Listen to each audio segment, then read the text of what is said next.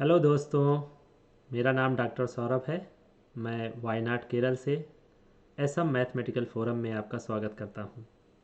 मैंने master IIT Kanpur से किया हुआ है और मैंने PhD in mathematics IIT Madras से की हुई है। और हम कुछ सीरीज़ ऑफ लेक्चर्स आपकी सेवा में लाने के लिए उत्सुक हैं और हम कई सारे टॉपिक्स डिस्कस करेंगे वन बाई वन करके। तो जैसे पहले हम मैट्रिक्स की बात करेंगे, उसके बाद हम लीनियर अलजेब्रा पे जाएंगे, फिर हम ग्रुप थ्योरी अलजेब्रा की बात करेंगे और हम रियल एनालिसिस की भी बात करेंगे। जो भी टॉपिक्स आपके रहते हैं आईआईटी जैम में, सीएसआईआर में, गेट में, हम उनका उनका सबका लेक्चर्स प्रोवाइड करना चाहते हैं। बहुत सारे स्टूडेंट का रिक्वेस्ट आया था कि अगर लेक्चर्स हिंदी में हों, बेसिकली जैसे नॉर्थ इंडिया साइड में जो लोग हैं तो उनको बहुत बेनिफिट होगा। तो उनको हेल्प करने के उद्देश्य से हम यहाँ पे आपको कुछ लेक्चर सीरीज़ प्रोवाइड करेंगे। आप मुझे इस assammmathforum@gmail.com पे कांटेक्ट कर सकते हैं। लेक्चर के बारे में जो भी आप फीडबैक देना चाहें, निगेटिव पॉजिटिव, आप इस पे लिख सकते हैं। या आपका कोई पर्सनल डाउट हो, या आप मतलब कि आप पूछना चाहते हैं कि आईआईटी जैम की तैयारी कैसे करें, गेट की तैयारी कैसे करें, सीएसआईआर की तैयारी कैसे करें, तो आप मुझे कांटेक्ट कर सकते हैं। ठीक है, तो ये जो लेक्चर मैं आपको अभी पढ़ाने जा रहा हूँ इसमें मैट्रिक्स तो होगा, बट इसके अंदर हम ग्रुप थ्योरी की भी बात करेंगे, हम रिंग की बात करेंगे और हम फील्ड की बात करेंगे। हम वो बात क्यों करेंगे उसका भी एक पर्पज़ या रीज़न है। ठीक है, तो आपको ऐसा ना लगे कि मैट्रिक्स के लेक्चर में मैं आपको फील्ड, ग्रुप और ये रिंग क्यों पढ़ाने लग गया। ठीक है, क्योंकि जो एक मैट्रिक्स होती है उसके अंदर जो एलिमेंट आते हैं वो फील्ड से आते हैं। ठीक है, तो उसकी वजह से काफ़ी प्रॉब्लम होती है क्वेश्चन सॉल्व करने में। हमें लगता है कि हमने क्वेश्चन सॉल्व किया है कॉम्पिटिटिव एग्जाम में, बट वो हमारा गलत हो जाता है। तो जब हम अगले लेक्चर में जाएंगे, लेक्चर 2 में, हम उसमें पूरी मैट्रिक्स की बात करेंगे, क्योंकि उसमें हम समझ चुके होंगे ग्रुप क्या होता है, रिंग क्या होता है, फील्ड क्या होता है। तो आप हमारे साथ बने रहिए। और अगर आपको लगे कि लेक्चर अच्छा है, आप और वीडियोस देखना चाहते हैं हमारे चैनल से, तो आप वीडियो को लाइक कर दीजिए, सब्सक्राइब कर दीजिए और शेयर कर दीजिए। ठीक है, तो मैंने एक क्वेश्चन पूछा आपसे, what are the eigenvalues of the matrix A and matrix A is given 0 1 -1 0। This is a 2x2 matrix over R. So please read the question very carefully. What are the eigenvalues of the matrix A over R? And here R is the set of real numbers. Okay, so no problem. तो ये हम आपको बताएंगे कि eigen value कैसे निकालते हैं। पहले उसके लिए हम करैक्टरिस्टिक इक्वेशन निकालते हैं, determinant of A minus lambda is equal to 0। और मतलब कि मेरे पास एक ट्रिक है, शॉर्टकट मेथड है आइगन वैल्यू निकालने का। ये हम बताएंगे जब हम eigenvalue and eigenvector के चैप्टर में जाएंगे, तो हम बताएंगे 2x2 मैट्रिक्स के लिए हम कैसे करैक्टरिस्टिक इक्वेशन बनाते हैं और 3x3 मैट्रिक्स के लिए हम कैसे करैक्टरिस्टिक इक्वेशन बनाते हैं। हो सकता है आपको पता हो, कुछ बेसिक्स बुक्स में ये रहती है। तो characteristic equation for 2x2 matrix के लिए होगी lambda square minus trace of A into lambda plus determinant of A is equal to 0। So what is trace of A? Trace of A means sum of diagonal elements. Sum of diagonal elements. Okay. So trace of A or TR of A, sum of all diagonal elements. So you add them. So sum of the diagonal elements means this is one diagonal element and this is another diagonal element. So you will get 0 plus 0 is equal to 0. Then find the determinant of the matrix. So determinant of the matrix is determinant of A. So product of diagonal elements minus product of half diagonal elements for the determinant of 2x2 matrix. So you will get 0 plus 1 is equal to 1. So जब ये value निकाल लें आप, तो इसमें रख दीजिए, star में आप रख दीजिए, तो आपको क्या मिलेगा, lambda square minus trace of ए। ठीक है, तो यहाँ पे आ जाएगा lambda square minus 0 into lambda plus 1 is equal to 0। आप इसको देखिए, ये आ जाएगा lambda square plus 1 is equal to 0। So lambda is equal to plus minus i. अब देखिए, आपको दो आइगन वैल्यू तो मिल गई, दो आइगन वैल्यू तो मिल गई, लेकिन वो मिली क्या, आई कामा माइनस आई। तो आई और माइनस आई जो होते हैं वो रियल नंबर नहीं होते हैं। I N minus i real number नहीं होते हैं। और आप ये भी थोड़ा बेसिक जानते हैं मैट्रिक्स का, तो ये जानते होंगे कि अगर कोई मैट्रिक्स 2x2 है तो उसकी 2 आइगन वैल्यू होंगी, कोई मैट्रिक्स n×n मैट्रिक्स है तो उसकी n आइगन वैल्यूज होंगी। तो इस मैट्रिक्स के लिए भी 2 आइगन वैल्यू तो निकली हैं, लेकिन वो रियल नंबर नहीं है। तो ये क्या हो गया आपका, ऑप्शन हो गया नन। ऑप्शन हो गया नन, मतलब इस क्वेश्चन के लिए आइगन वैल्यू तो एग्जिस्ट करेंगी I N minus I, but वो पूछ रहा है कि आइगन वैल्यू ओवर आर क्या होंगी, तो ऑप्शन हो जाएगा नन। अब वही सेम क्वेश्चन उसने पूछा है, what are the eigenvalues of the एवं matrix A over C set of complex numbers, तो आपका ऑप्शन हो जाएगा सेकेंड, क्योंकि आइगन वैल्यूज आपकी निकली प्लस माइनस आई, और आई और माइनस आई जो होते हैं वो सेट ऑफ कॉम्प्लेक्स नंबर में बिलोंग करते हैं। तो यहाँ पे आपको 2 आइगन वैल्यू मिल गई प्लस माइनस आई। तो ये जो हो रहा है यहाँ देखिए, एलिमेंट्स 0 1 -1 0, ये तो रियल नंबर से आ रहे हैं, तो आइगन वैल्यू जो हैं, आइगन वैल्यू जो आपकी हैं वो भी रियल नंबर में होनी चाहिए थी। ठीक है, तो ये बहुत इंपॉर्टेंट है, जो एलिमेंट्स जहाँ से आ रहे हैं वो एक्चुअली फील्ड से आते हैं। तो अगर हम यहाँ पे बोल दें कि एलिमेंट्स फील्ड से आते हैं और आपको फील्ड के बारे में ना बताएं, तो फिर अच्छा नहीं होगा। तो इसलिए हम आज के लेक्चर में क्या करते हैं, आज के लेक्चर में हम चर्चा करेंगे ग्रुप की, उसके बाद रिंग की, उसके बाद फील्ड की, उसके बाद हम जाएंगे मैट्रिक्स के ऊपर।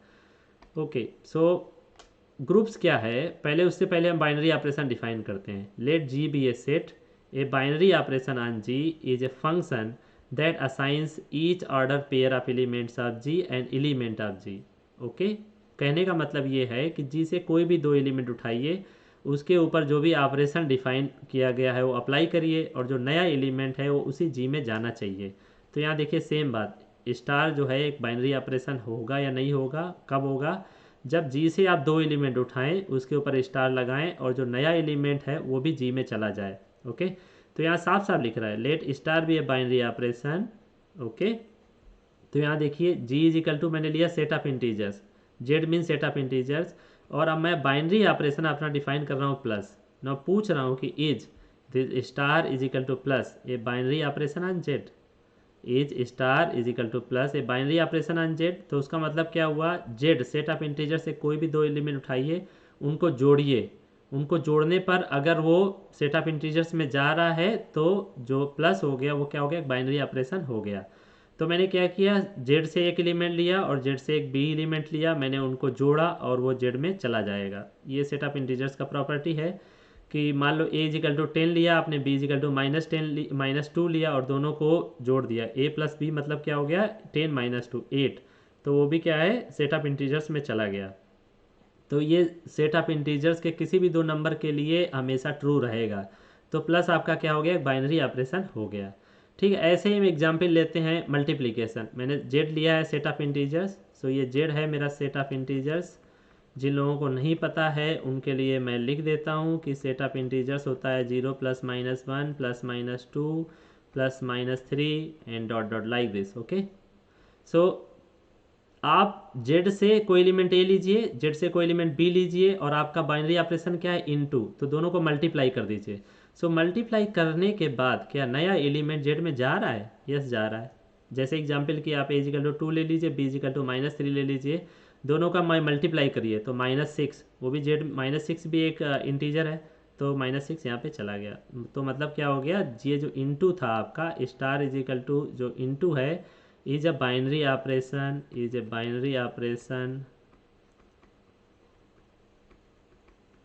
over z। ओके, अब मैं एक एग्जांपल दिखाता हूँ जहाँ पे बाइनरी ऑपरेशन नहीं होगा। तो मैंने सेट ऑफ इंटीजर्स ही लिया हुआ है, लेकिन ऑपरेशन मैंने डिफाइन किया है डिवीजन।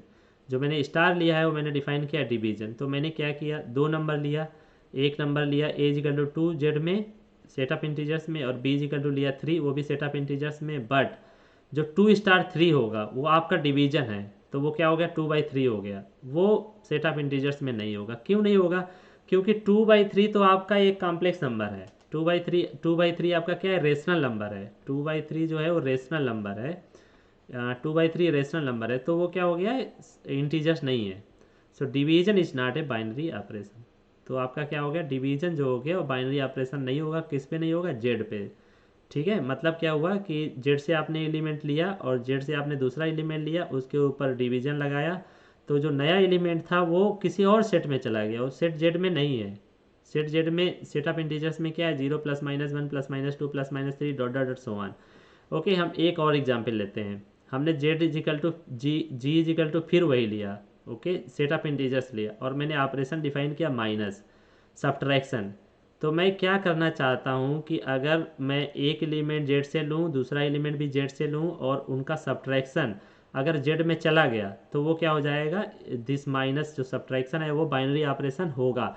अगर नहीं गया तो वो बाइनरी ऑपरेशन नहीं होगा। तो मैंने लिया A equal to 2 B is equal to 3 और मैंने दोनों को, ये ए भी जेड में है और 3 भी जेड में है, मतलब 2 भी जेड में है 3 भी जेड में है, लेकिन उनका जो सब्ट्रैक्शन है ए माइनस बी वो भी जेड में चला गया। तो ये जो चीज़ है किसी मतलब जेड के किसी भी ए और बी के लिए ट्रू होगी हमेशा। तो सब्ट्रैक्शन भी क्या हो गया, बाइनरी ऑपरेशन हो गया। ठीक है, ऐसे ही बात करते हैं जेड प्लस, और मैंने ऑपरेशन डिफाइन किया सब्ट्रैक्शन। जेड प्लस का मतलब क्या है, यहाँ पे जेड प्लस का मतलब है set of positive integers, set of positive integers. Okay, जो भी इंटीजर्स थे उसमें से सिर्फ पॉजिटिव वैल्यू ले लो आप, 1 2 3 4 5 6 7 8 ऐसे करके, ठीक है। तो यहाँ से आप कोई दो एलिमेंट उठाइए। मैंने एलिमेंट उठाया A equal to 2 B is equal to 3 और मैंने क्या किया, दोनों को घटा दिया क्योंकि आपका ऑपरेशन क्या दिया है, माइनस। तो ए स्टार बी आपका हो जाएगा ए माइनस बी, मतलब 2 - 3 और 2 - 3 तो -1 हो गया। और ये जो -1 है ये तो निगेटिव नंबर हो गया, तो पॉजिटिव इंटीजर्स रहा ही नहीं। इसलिए क्या हो गया, this star is equal to minus is not a binary operation on Z plus. Okay, so many good books, foreign authors they use to say that जो भी बाइनरी ऑपरेशन होल्ड होता है उसी को हम क्या बोलते हैं, क्लोजर प्रॉपर्टी और क्लोजर एग्जाइम। ओके, एंड हम उनको वाइस वर्सा यूज करते हैं। अगर मैं बोल रहा हूँ कि ये बाइनरी ऑपरेशन होल्ड किया मतलब क्लोजर प्रॉपर्टी सेटिस्फाई हो गई। अगर क्लोजर प्रॉपर्टी या क्लोजर एग्जाइम सेटिस्फाई हुआ तो हम बोलते हैं बाइनरी ऑपरेशन होल्ड हो रहा है। तो ये आप याद रख सकते हैं कि वो दोनों सेम ही चीज़ें हैं। अच्छा, उसके बाद हम बात करते हैं ग्रुप की। तो आप यहाँ पे देखिए, बहुत सारे लोग बोलते हैं कि जो जी ग्रुप है वो 4 प्रॉपर्टी सेटिस्फाई करना चाहिए। ओके, कौन कौन सी 4 प्रॉपर्टी सेटिस्फाई करना चाहिए, पहला क्लोजर प्रॉपर्टी सेटिस्फाई करना चाहिए, दूसरा एसोसिएटिव लॉ सेटिस्फाई करना चाहिए, तीसरा एग्जिस्टेंस ऑफ आइडेंटिटी होनी चाहिए और फिर इन्वर्स एग्जिस्ट करना चाहिए प्रत्येक एलिमेंट का। तो यहाँ आप ध्यान दीजिए, मैं क्या कर रहा हूँ, मैं बोल रहा हूँ कि जी जो है वो बाइनरी ऑपरेशन सेटिस्फाई कर रहा है। तो मैंने क्या कर दिया है, क्लोजर एग्जाइम ले लिया यहीं पे, ठीक है। तो let G be a set together with a binary operation that assigns each order pair a comma b of elements of G an element of G. तो ये जितना मैं बोल रहा हूँ इसका मतलब हो रहा है क्लोजर प्रॉपर्टी में बोल रहा हूँ, ठीक है। So let star be a binary operation on G. जैसे ही मैंने बोला let star be binary operation on G, इसका मतलब हो गया कि स्टार जो है मेरा क्लोजर प्रॉपर्टी सेटिस्फाई कर रहा है। उसके बाद बची कौन सी, 3 प्रॉपर्टी बची। एसोसिएटिव लॉ होल्ड होना चाहिए, there is an element E called the identity in G such that A star E is equal to E star A is equal to A। तो इसको बोलते हैं existence of identity। और फिर for each A belongs to G, G के सारे element के लिए एक ऐसा एलिमेंट B मिलना चाहिए जिस मतलब A स्टार B हो जाए B star A is equal to E। Okay, so if 1 2 3 holds then G star is a group. तो ये जो डिफिनीसन दी गई है ये फॉरेन ऑथर्स अपने अच्छी बुक्स हैं फॉरेन ऑथर्स की वो यूज करते हैं, ठीक है। लेकिन अपनी जो बेसिक बुक है वो 4 प्रॉपर्टी बताते हैं। तो अभी हम क्या करेंगे, आपको कंफ्यूज नहीं करता हूँ।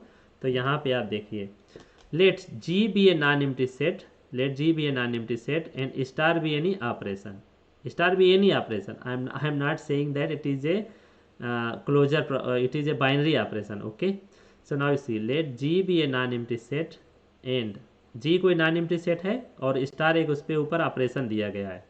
अब if a belongs to G b belongs to G, हमने क्या किया, जी में 2 एलिमेंट लिए और उनके ऊपर आपने क्या किया, ये बाइनरी ऑपरेशन लगा दिया, बाइनरी ऑपरेशन लगा दिया। अगर वो बाइनरी ऑपरेशन लगाने के बाद दोनों एलिमेंट जी में चले गए तो क्लोजर प्रॉपर्टी आपकी सेटिस्फाई हो जाएगी और क्लोजर एग्जाइम आपका सेटिस्फाई हो जाएगा, ठीक है।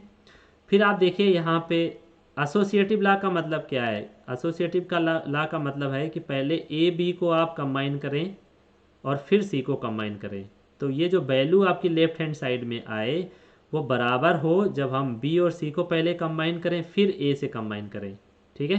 तो अभी हम एग्जाम्पल देंगे जहाँ पे एसोसिएटिव लॉ होल्ड होगा, और एक एग्जाम्पल देंगे जहाँ एसोसिएटिव लॉ आपका नहीं होल्ड होगा। ठीक है, और ये जो है एसोसिएटिव लॉ ये जी के सारे एलिमेंट के लिए होना चाहिए, तभी मैं लिख रहा हूँ for all a B c belongs to G. अच्छा, फिर तीसरी प्रॉपर्टी है there exist an element e belongs to G such that. ठीक है, तो इसमें क्या कर रहा हूँ, a star e is equal to a आना चाहिए।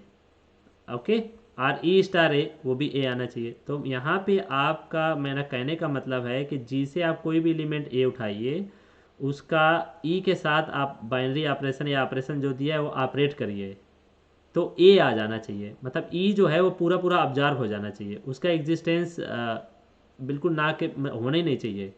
तो मतलब a star e equal to a equal to e star a. तो अभी हम बताएंगे जब स्टार अगर प्लस लेते हैं या स्टार इंटू लेते हैं तो आपका ई क्या होना चाहिए। ठीक है, तो जैसे मैं लिख दूं ए प्लस, मैंने ऑपरेशन प्लस ले लिया है, तो ए में ऐसा आप क्या जोड़ें, ए में ऐसा क्या जोड़ें कि ए मिल जाए, तो आप क्या है जीरो, तो जीरो क्या हो जाएगी, एडिटिव आइडेंटिटी हो जाएगी। फिर अगर मान लो आपका ऑपरेशन मल्टीप्लिकेशन है, आपका ऑपरेशन मल्टीप्लिकेशन है, तो ए में ऐसे किस चीज़ से मल्टीप्लाई करें कि ए मिल जाए, तो यानी कि 1 से मल्टीप्लाई करें। तो एडिशन के केस में जीरो आपकी आइडेंटिटी हो गई, एडिटिव आइडेंटिटी, और मल्टीप्लिकेशन केस में आपकी 1 आइडेंटिटी हो गई। अब हम बात करेंगे जब हम आइडेंटिटी निकाल लेते हैं। ठीक है, जब हम आइडेंटिटी निकाल लेते हैं तब हम क्या चेक करते हैं कि वो जो ई है वो भी जी में होना चाहिए। ठीक है, यहाँ मैं लिख रहा हूँ, यहाँ मैं लिख रहा हूँ। ठीक है, ई बिलोंग्स टू जी, इसका मतलब ये हुआ कि कुछ ऐसे एलिमेंट हो सकते हैं जो a star e equal to a equal to e star दें, बट ज़रूरी नहीं वो ई जी में हो, तो वहाँ पे आइडेंटिटी एग्जिस्ट नहीं करेगी। अगर a star e equal to a equal to e star a हुआ, उसके बाद ये ई भी जी में चला गया, तो आइडेंटिटी एग्जिस्ट कर जाएगी। बहुत सारे लोगों को ये कन्फ्यूजन रहता है और क्वेश्चन गलत करके आते हैं। A star equal to a equal to e star a आना चाहिए, उसके साथ साथ जो ये ई है वो भी जी में होना चाहिए। ठीक है, तो बोलेंगे कि एग्जिस्टेंस ऑफ आइडेंटिटी, मतलब कि वो आइडेंटिटी जो है उस सेट जी में एग्जिस्ट कर गई है उसमें। ठीक है, फिर हम बात करते हैं एग्जिस्टेंस ऑफ इनवर्स। तो इसमें क्या करते हैं, for each a belongs to G, for each a belongs to G मतलब जी के सारे एलिमेंट के लिए एक ऐसा एलिमेंट बी मिलना चाहिए सच दैट कि अगर ए और बी को हम ऑपरेट करें तो हमने जो आइडेंटिटी निकाली थी वो आ जाए, a star b is equal to e equal to b star a आ जाए। अब यहाँ ध्यान देने वाली बात है, जब हम तीसरे की बात कर रहे हैं, आइडेंटिटी की बात कर रहे हैं, तब हम बोल रहे हैं कि there exist an element e belongs to G. और फिर जब हम इनवर्स की बात कर रहे हैं तो हम सारे एलिमेंट की बात कर रहे हैं, for each a belongs to G, हम सारे एलिमेंट की बात कर रहे हैं for each a belongs to G. So for each a belongs to G there exist unique b belongs to G such that कि ए और बी को हम बाइनरी ऑपरेशन जो भी ऑपरेशन है ऑपरेट करें तो हमारी ई मिल जाए। ठीक है, तो बी ए का इन्वर्स हो जाएगा और ए बी का इन्वर्स हो जाएगा। फिर पांचवी प्रॉपर्टी है a star b is equal to b star a. So ये जी के अगर सारे एलिमेंट के लिए ट्रू होता है, a star b is equal to b star a, तो हम कहते हैं कि ये कम्यूटेटिव लॉ होल्ड हो गया, सेटिस्फाई हो गया। ठीक है, अब हम बात करते हैं, तो यहाँ पे मेरा थोड़ा स्पीड थोड़ा हाई होगा, क्योंकि ये हम लेक्चर का नाम मैंने दिया है मैट्रिक्स, और हम पढ़ा रहे हैं आपको ग्रुप थ्योरी। ठीक है, ग्रुप थ्योरी हम क्यों पढ़ा रहे हैं, क्योंकि हम आपको फील्ड का कॉन्सेप्ट समझाना चाह रहे हैं। ठीक है, उसके बाद हम अच्छे से अपना मैट्रिक्स का टॉपिक पढ़ेंगे। ठीक है, तो मैं ये बोल रहा हूँ कि प्रॉपर्टी 1 होल्ड्स, अगर सिर्फ पहली वाली प्रॉपर्टी होल्ड होती है, क्लोजर प्रॉपर्टी, ठीक है, तो हम बोलेंगे G star is a groupoid. अगर प्रॉपर्टी 1 2 होल्ड होती है, मतलब कि क्लोजर एग्जाम सेटिस्फाई होता है और एसोसिएटिव लॉ सेटिस्फाई होता है, तो हम बोलेंगे G star is a semi group. Then ये प्रॉपर्टी 1 2 3 होल्ड होती है, प्रॉपर्टी 1 2 3 मतलब क्लोजर प्रॉपर्टी सेटिस्फाई होता है, एसोसिएटिव लॉ सेटिस्फाई होता है और आइडेंटिटी एलिमेंट एग्जिस्ट कर जाता है। अगर 1 2 3 होल्ड होता है तो जी स्टार जो होगा मोनोइड बनाएगा। ठीक है, अब अगर शुरुआत से लेके 1 2 3 4 चारों प्रॉपर्टी सेटिस्फाई हो गई, पहला का मतलब क्लोजर प्रॉपर्टी, दूसरा का मतलब एसोसिएटिव लॉ, तीसरा का मतलब एग्जिस्टेंस ऑफ आइडेंटिटी, चौथे का मतलब existence of inverse, then G star आपका क्या हो गया, ग्रुप हो गया। ठीक है, अब ऐसे ही कर लेते हैं बात, अगर 1 2 3 4 5 पांचों प्रॉपर्टी सेटिस्फाई हो गई, ठीक है, चार प्रॉपर्टी और प्लस पांचवी प्रॉपर्टी कम्यूटेटिव लॉ भी होल्ड हो गया, तो हम बोलते हैं G star is an abelian group, G star is an abelian group. अब हम क्या करते हैं कि बहुत सारे स्टूडेंट को डाउट रहता है, वो समझ नहीं पाते हैं स्टार का मतलब यहाँ पे क्या है। स्टार कोई भी ऑपरेशन है, कोई भी ऑपरेशन है, वो प्लस हो सकता है, इनटू हो सकता है, या मैट्रिक्स मल्टीप्लिकेशन हो सकता है, या एडिशन ऑफ मैट्रिसेस वाला ऑपरेशन हो सकता है, या फंक्शन कंपोजिशन हो सकता है। स्टार कोई भी आपका ऑपरेशन है, ठीक है। तो मैं आपको यहाँ पे दिखाता हूँ, मैं आपको यहाँ पे क्या दिखाता हूँ कि मैंने स्टार भी ले रखा है प्लस, स्टार ले रखा प्लस मैंने।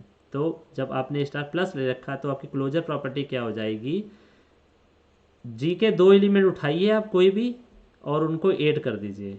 स्टार आपका यहाँ पे स्टार जो है वो प्लस हो गया, तो ऐड करने पर अगर वो एलिमेंट जी में चला जाता है तो क्लोजर प्रॉपर्टी सेटिस्फाई हो गई। फिर एसोसिएटिव का ला का मतलब क्या हो जाएगा, a plus B plus c is equal to A plus B plus c. Just star हटा दिया, तो यहाँ पे क्या करना है, पहले हम बी प्लस सी को जोड़ेंगे फिर ए को जोड़ेंगे, और राइट हैंड साइड में क्या है, पहले हम ए और बी को जोड़ेंगे फिर सी को जोड़ेंगे। अगर दोनों वैल्यूज़ बराबर आ रही हैं तो एसोसिएटिव ला होल्ड हो जाएगा। तो जनरली जनरली नंबर्स के केस में मतलब set of real number, set of complex number, set of integer, set of rational numbers, ये नंबर्स के केस में अगर ऑपरेशन आपका एडिशन है और मल्टीप्लिकेशन है तो एसोसिएटिव ला हमेशा होल्ड होता है। ओके, नाउ अब देखिए यहाँ पे a plus e equal to a equal to e plus a. Just जो आपका ऑपरेशन स्टार था, यहाँ पे देखिए a star equal to a equal to e star a, तो जस्ट स्टार की जगह आपने क्या रख दिया, प्लस रख दिया है। तो ए plus e equal to a equal to e plus a. तो अब आप सोचिए कि ऐसा कौन सा एलिमेंट है जो ए में जोड़ने पर ए दे दे, ए प्लस ई इजिकल टू ए दे दे। तो इसका मतलब है कि अगर ई जीरो होगा तभी ए प्लस जीरो इजिकल टू ए आएगा।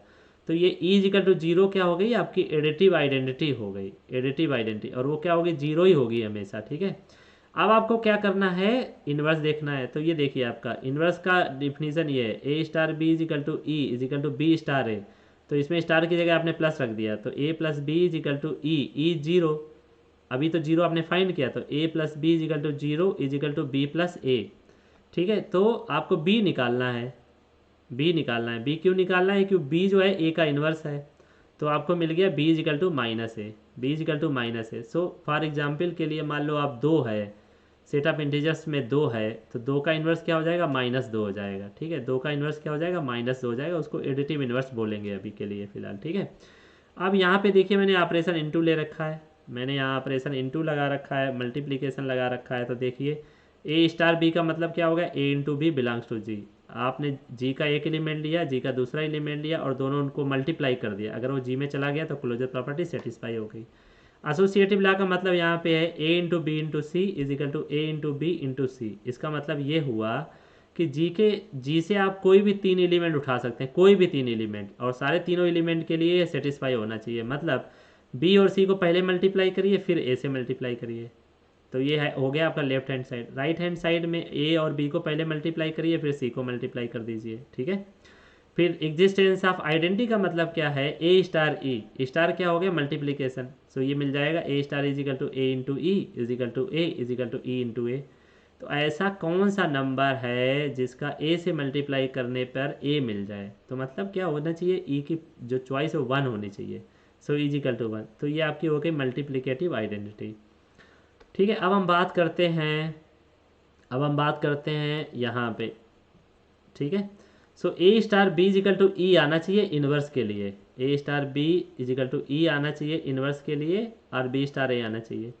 तो स्टार की जगह क्या लगा दिया, इंटू लगा दिया। सो ए इंटू बी ई आना चाहिए, बट मल्टीप्लिकेटिव के केस में आइडेंटिटी क्या हो गई, वन, ई वन हो गया। तो बी इजिकल टू क्या हो गया, वन अपान ए, ठीक है।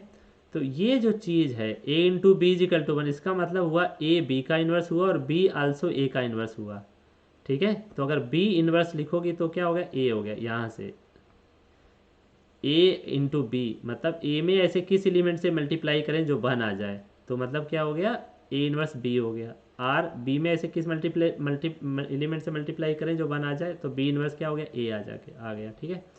ऐसे यहाँ पे a plus B is equal to e equal to zero implies b is equal to minus A. So but b is inverse of a और b is additive inverse of ए, ठीक है। तो यहाँ पे देखो, यहाँ पे जब हम एडिटिव इन्वर्स की बात करते तो मैं यहाँ लिख रहा हूँ here B inverse does not mean one upon B.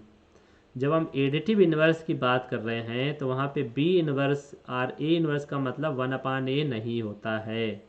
तो स्टूडेंट यहाँ पे भी गलती करते हैं, वो कंफ्यूज रहते हैं, वो समझ नहीं पाते चीज़। ये जस्ट एक नोटेशन है, ये जस्ट एक क्या है, नोटेशन है।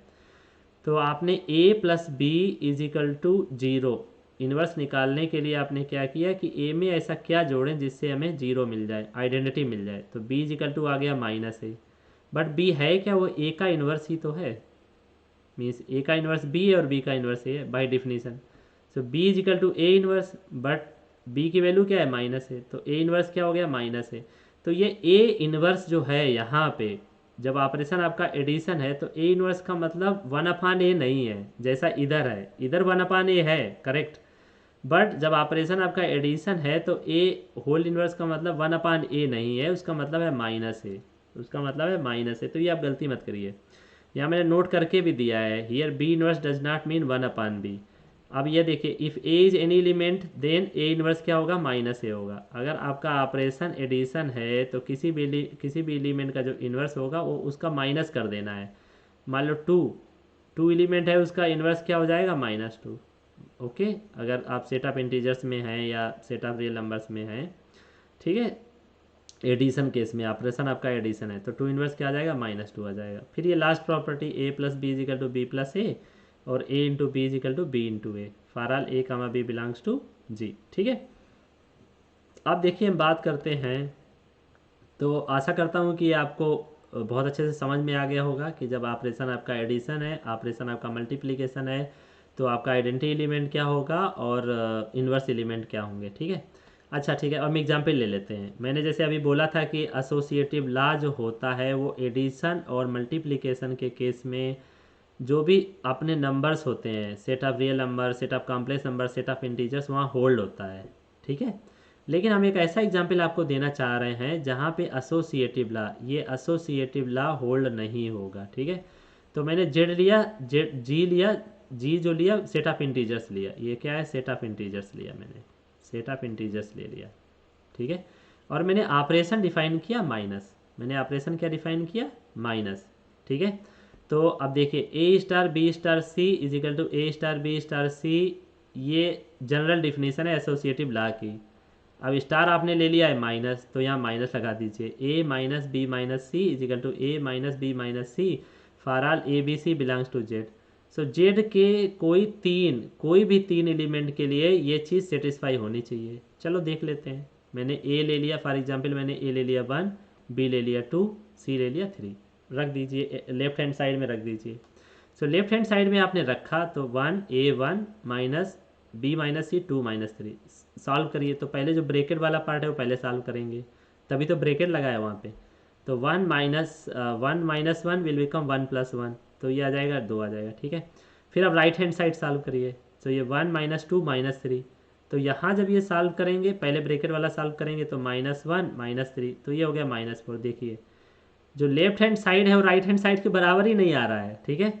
तो मतलब क्या हुआ, a minus B minus C is not, तो यहाँ पे आप लिख सकते हैं कि जो लेफ्ट हैंड साइड है वो राइट हैंड साइड के बराबर नहीं है, राइट हैंड साइड के बराबर नहीं है। तो इसका मतलब क्या हो गया, ये a माइनस बी माइनस सी बराबर नहीं है a माइनस बी माइनस सी के। तो आप बोल सकते हैं associative law does not hold over Z if minus is a binary operation.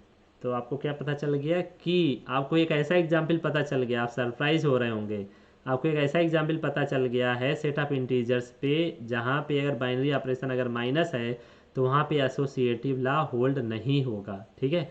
थोड़ी देर के लिए मान लो यहाँ पे ऑपरेशन अगर प्लस होता या मल्टीप्लिकेशन होता तो एसोसिएटिव लॉ होल्ड हो जाता। तो आप देखो यहाँ पे देखो, Z minus is a groupoid, Z minus is a groupoid. क्यों है वो ग्रुपोइड, क्योंकि जेड में आप कोई भी दो एलिमेंट लीजिए, ए लीजिए जेड में, बी लीजिए जेड में, और ए माइनस बी निकालिए तो वो भी सेट ऑफ इंटीजर्स में होगा, क्लोजर प्रॉपर्टी सेटिस्फाई होगी यहाँ पे। बट एसोसिएटिव लॉ होल्ड नहीं होगा, ठीक है। अब एसोसिएटिव लॉ होल्ड नहीं होगा तो हम आगे कोई बात ही नहीं कर पाएंगे, एग्जिस्टेंस ऑफ आइडेंटिटी और एग्जिस्टेंस ऑफ इनवर्स की बात ही नहीं करेंगे, हम वहीं रुक जाएंगे। तो जेड माइनस एक ग्रुपोइड तो हो गया, बट वो सेमी ग्रुप नहीं होगा, वो मोनोइड नहीं होगा, ग्रुप नहीं होगा, और वो अबेलियन ग्रुप भी नहीं होगा। सो मैं यहाँ लिख रहा हूँ, but it is not a semi group, it is not a monoid, it is not a group, it is not an abelian group. क्यों, क्योंकि एसोसिएटिव लॉ होल्ड नहीं हो रहा, ठीक है। तो यहाँ पे आप बात करें, दूसरा एग्जाम्पल मैं लेता हूँ। मैंने बहुत सारा बात कर लिया सेट ऑफ इंटीजर्स पे, अब हम बात करते हैं सेट ऑफ नेचुरल नंबर्स। तो यहाँ पे n जो है वो है सेट ऑफ नेचुरल नंबर्स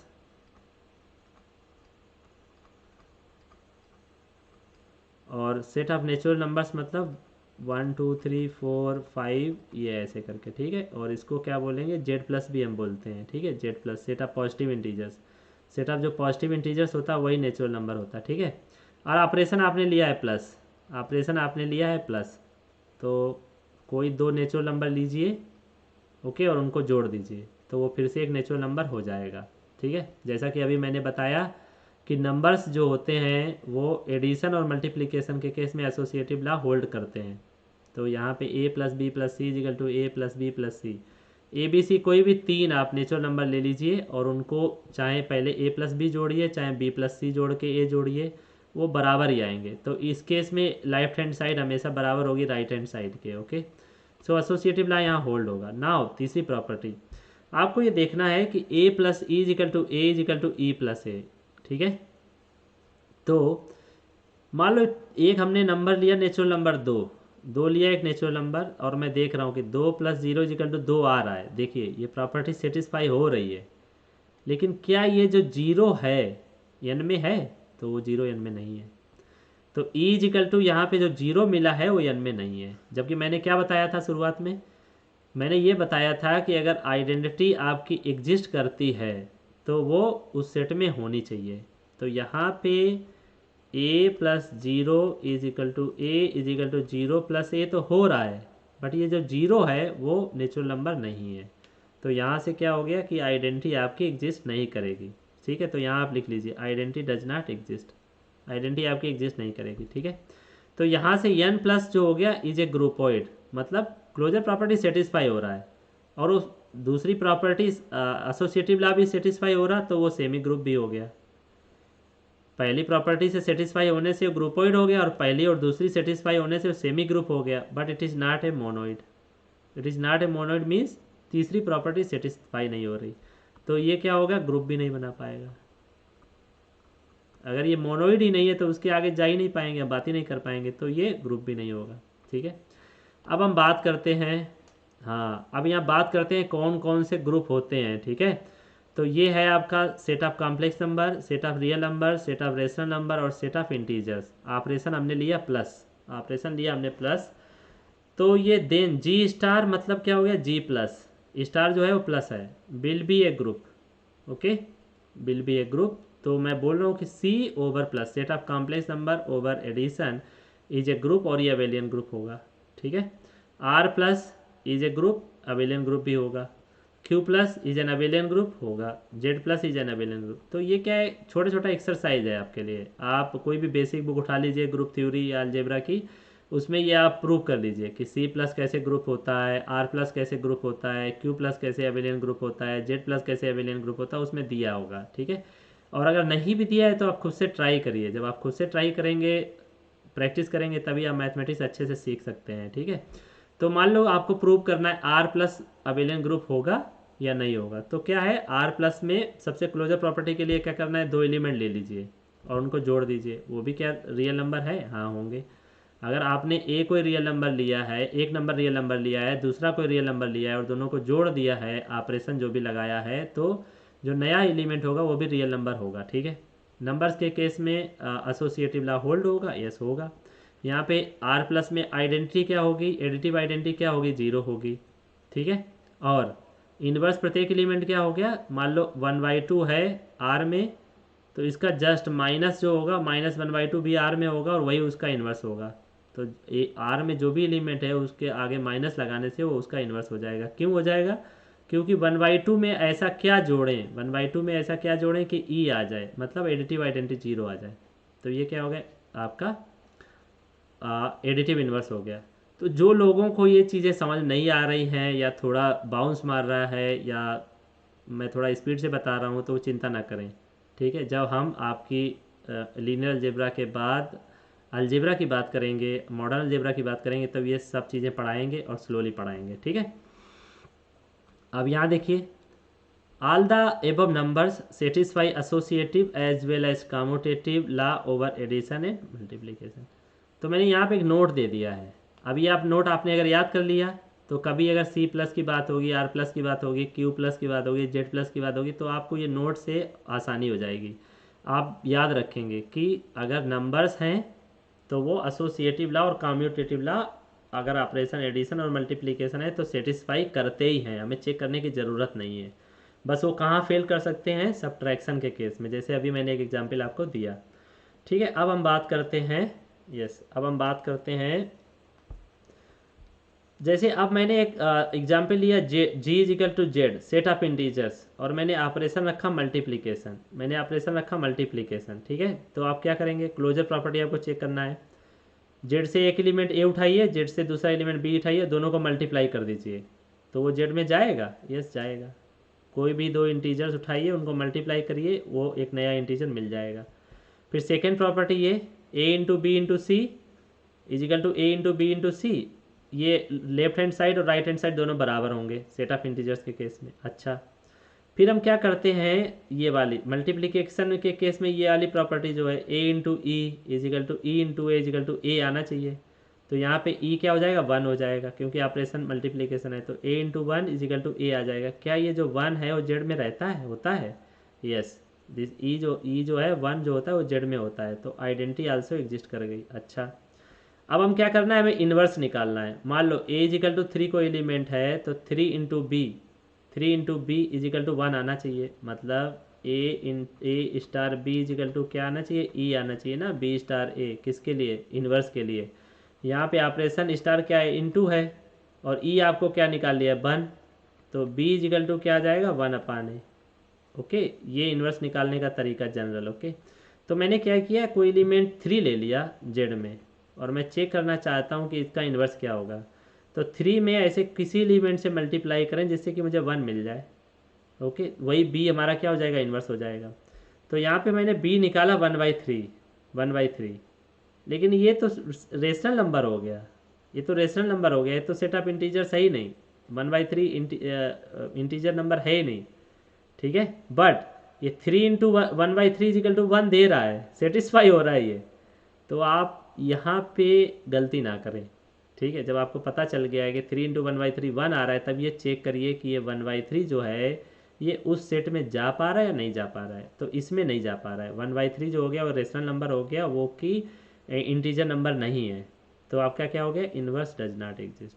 तो यहाँ पे इस एग्जाम्पल में आप ये देखिए कि यहाँ पे इन्वर्स एग्जिस्ट नहीं किया, बट 3 प्रॉपर्टी, पहली दूसरी तीसरी प्रॉपर्टी सेटिस्फाई हो रही है। तो पहली प्रॉपर्टी अगर सेटिस्फाई हो रही है तो ये ग्रुपोइड हो गया।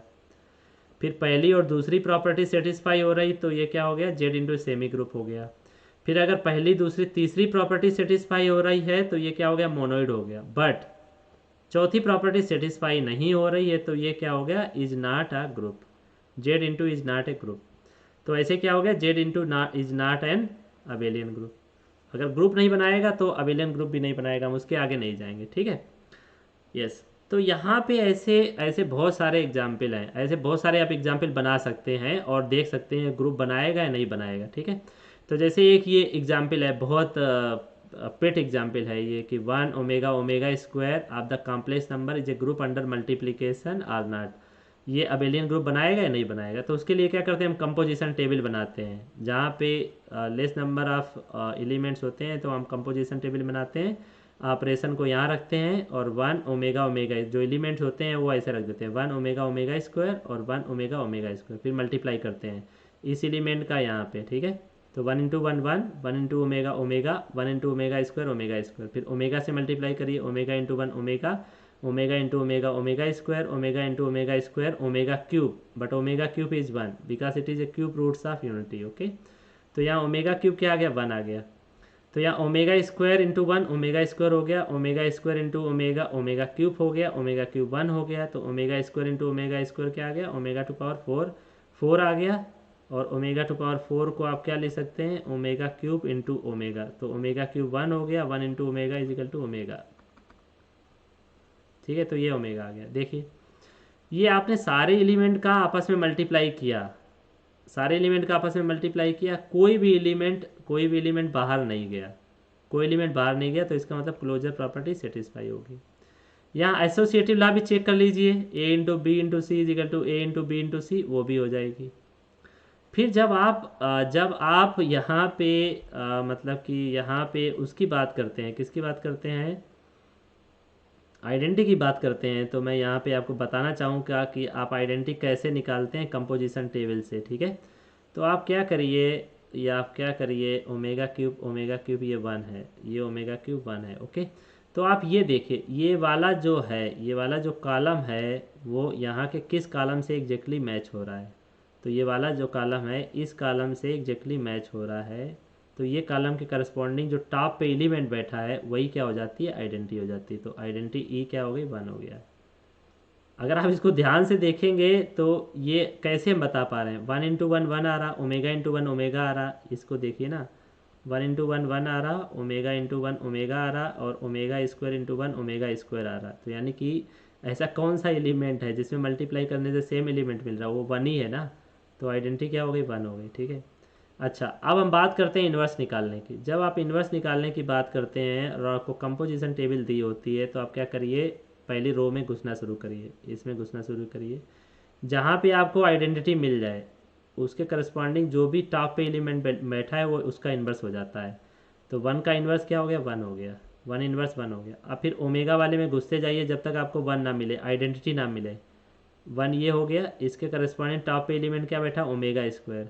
मतलब ये है, मतलब ये, इससे आप मतलब ये निकालिए कि आपने ओमेगा इंटू ओमेगा स्क्वायर किया तब वन मिला होगा। तो मतलब क्या हुआ, ओमेगा का इन्वर्स ओमेगा स्क्वायर हो गया, ओमेगा स्क्वायर का इन्वर्स ओमेगा हो गया।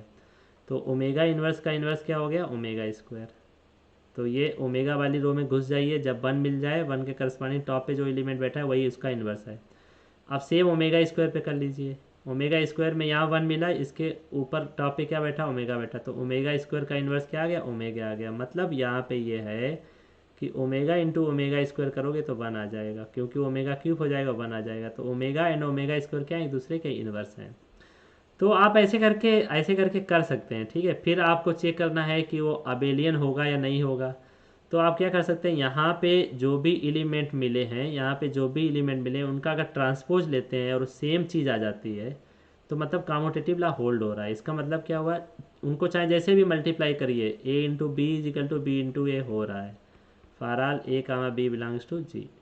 ठीक है, तो ये मैंने बताया आपको कंपोजिशन टेबल से चेक करना अबेलियन ग्रुप होगा या नहीं होगा। ठीक है, तो यहाँ पे देखिए मैंने एक और एग्जाम्पल छोड़ रखा है, one i one minus one i minus i, fourth roots of unity. So यहाँ पे भी सेम बेस है, क्लोजर होल्ड होगा, एसोसिएटिव लॉ होल्ड होगा, आइडेंटिटी वन होगी, और मैंने इन्वर्स निकाल के दिखाए हैं जैसे अभी मैंने बताया है। तो मैं एग्जाम्पल के तौर पे दिखा देता हूँ कि अगर मान लो आई का इन्वर्स चाहिए तो आई वाली रो में चले जाइए जब तक वन ना मिले, ये वन मिल गया, इसके करस्पॉन्डिंग जो टॉप पे एलिमेंट बैठा है वही उसका इन्वर्स है। तो आई का इन्वर्स क्या हो गया, माइनस आई, यहाँ देखिए ये आई का इन्वर्स क्या हो गया, माइनस आई। ठीक है, तो ये आप तैयार कर लीजिए, कोई भी बेसिक बुक देखेंगे उसमें दिया हुआ है। ठीक है, तो अब ये क्या है, cube roots of unity multiplication के केस में अबेलियन ग्रुप बना रहा है, फोर्थ रूट्स ऑफ यूनिटी भी मल्टीप्लिकेशन के केस में अबेलियन ग्रुप बना रहा है। तो अगर इसको जनरलाइज करेंगे, तो let G be a set of nth roots of unity, then G will be an abelian group over multiplication. ये याद रख लीजिए। ठीक है, अब हम बात करते हैं रिंग की। ठीक है, अब हम बात करते हैं रिंग की, क्योंकि फील्ड जब हम बोलेंगे तो उसमें इसका यूज होगा थोड़ा। ठीक है, तो हम ज़्यादा इसमें डिटेल में नहीं जाएंगे, बस आप डिफिनीशन याद कर लीजिए। A ring R is a set with two binary operations. अभी आप जब ग्रुप की बात कर रहे थे जी की, तो वहाँ पे सिर्फ एक ही ऑपरेशन था, या तो एडिशन हो रहा था या मल्टीप्लिकेशन हो रहा था। अब क्या हो रहा है, दो ऑपरेशन आ रहे हैं।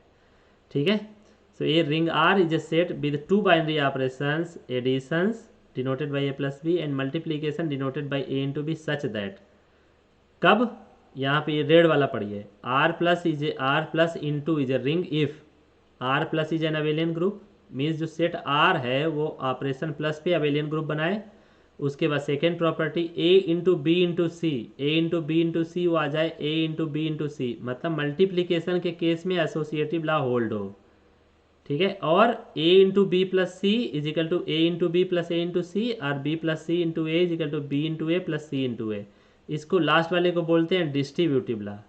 ठीक है, इसको लास्ट वाले को बोलते हैं डिस्ट्रीब्यूटिव लॉ। अगर डिस्ट्रीब्यूटिव लॉ भी होल्ड हो मल्टीप्लिकेशन के केस में तो आर प्लस इंटू क्या हो गया, आपका रिंग हो गया। अब यहाँ ध्यान दीजिए बात, ये कोई भी आर कोई सेट है, वो अगर ये तीन प्रॉपर्टी सेटिस्फाई कर लेता है, R plus is an abelian group, मतलब 5 प्रॉपर्टी, प्लस पे क्लोजर, प्लस पे एसोसिएटिव, प्लस पे आइडेंटिटी एग्जिस्ट करनी चाहिए, प्लस पे इन्वर्स निकालना चाहिए, और a plus B is equal to b plus a आना चाहिए, अब कम्यूटेटिव ला। फिर उसके बाद मल्टीप्लीकेशन एसोसिएटिव हो और डिस्ट्रीब्यूटिव ला होल्ड हो। आप देखिए यहाँ पे ये यहाँ पे ये तो बोल रहा है कि ए plus B is equal to b plus a, but यहाँ पे ये नहीं बोल रहा है a into b is equal to b into a, ये नहीं बोल रहा है। तो ये वाली प्रॉपर्टी आपकी आर के एलिमेंट्स के लिए सेटिस्फाई भी हो सकती है और नहीं भी सेटिस्फाई हो सकती है। अगर सेटिस्फाई हो जाएगी तो भी वो आपकी रिंग को इफेक्ट नहीं करेगा, और नहीं भी सेटिस्फाई होगी तो भी वो रिंग को इफेक्ट नहीं करेगा, क्योंकि a into b is equal to b into a ring prove करने के लिए प्रॉपर्टी दी ही नहीं गई है।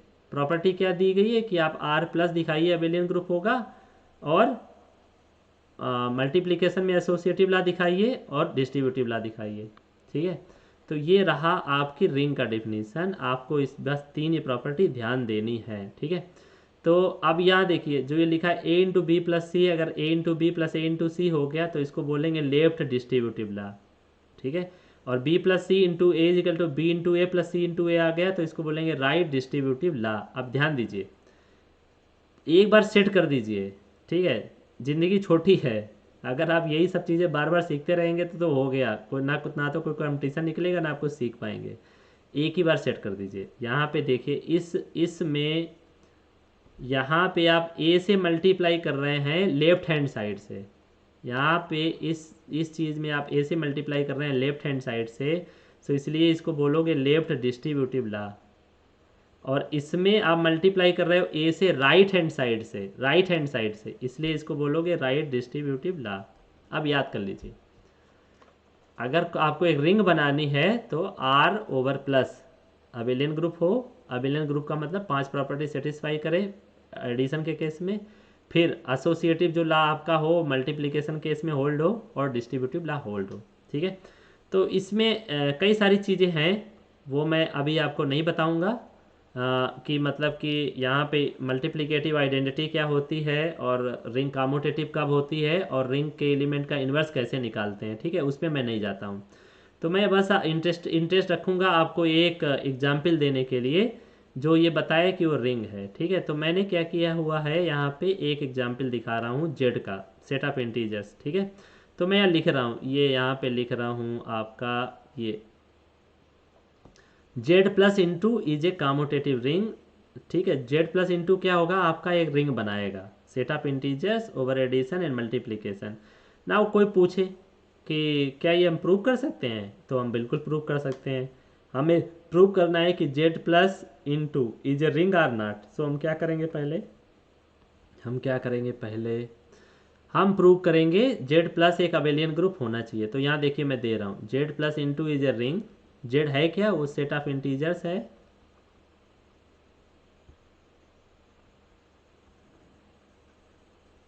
ओके, सेट ऑफ इंटीजर्स तो क्या है, 0 plus minus 1 plus minus 2 plus minus 3 plus minus 4 dot dot dot so on. Okay, तो पहला आपको प्रूव करना है Z plus is an abelian group, पहली प्रॉपर्टी। ठीक है, तो पहली प्रॉपर्टी प्रूव करने के लिए आपको क्या प्रूव करना है, 5 property, closure, associative, identity, inverse और अबेलियन ग्रुप।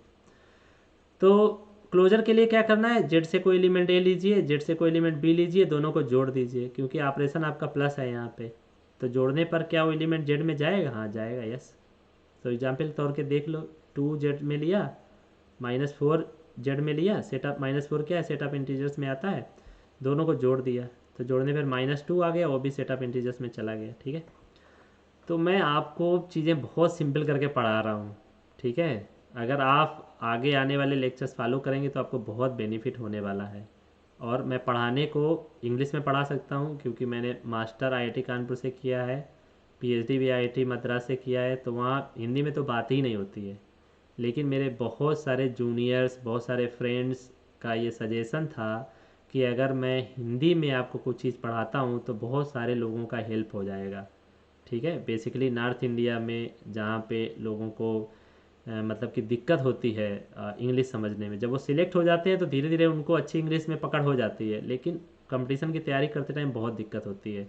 ठीक है, तो आप मेरे साथ बने रहिए, तो अब ये देखिए a plus B plus C equal to A plus B plus c, ये भी ट्रू हो जाएगा। कोई भी जेड के 3 एलिमेंट लीजिए, उनको कैसे भी जोड़िए, ब्रैकेट लगा के जोड़िए या ब्रैकेट हटा के जोड़िए, सेम ही आएंगे। फिर एग्जिस्टेंस ऑफ आइडेंटिटी निकालिए। तो कोई ऐसा एलिमेंट ए है, ऑपरेशन यहाँ पे प्लस है, तो उसमें ऐसा क्या एलिमेंट जोड़ें जो ए मिल जाए। तो अगर ए प्लस जीरो करेंगे तो ए मिल जाएगा।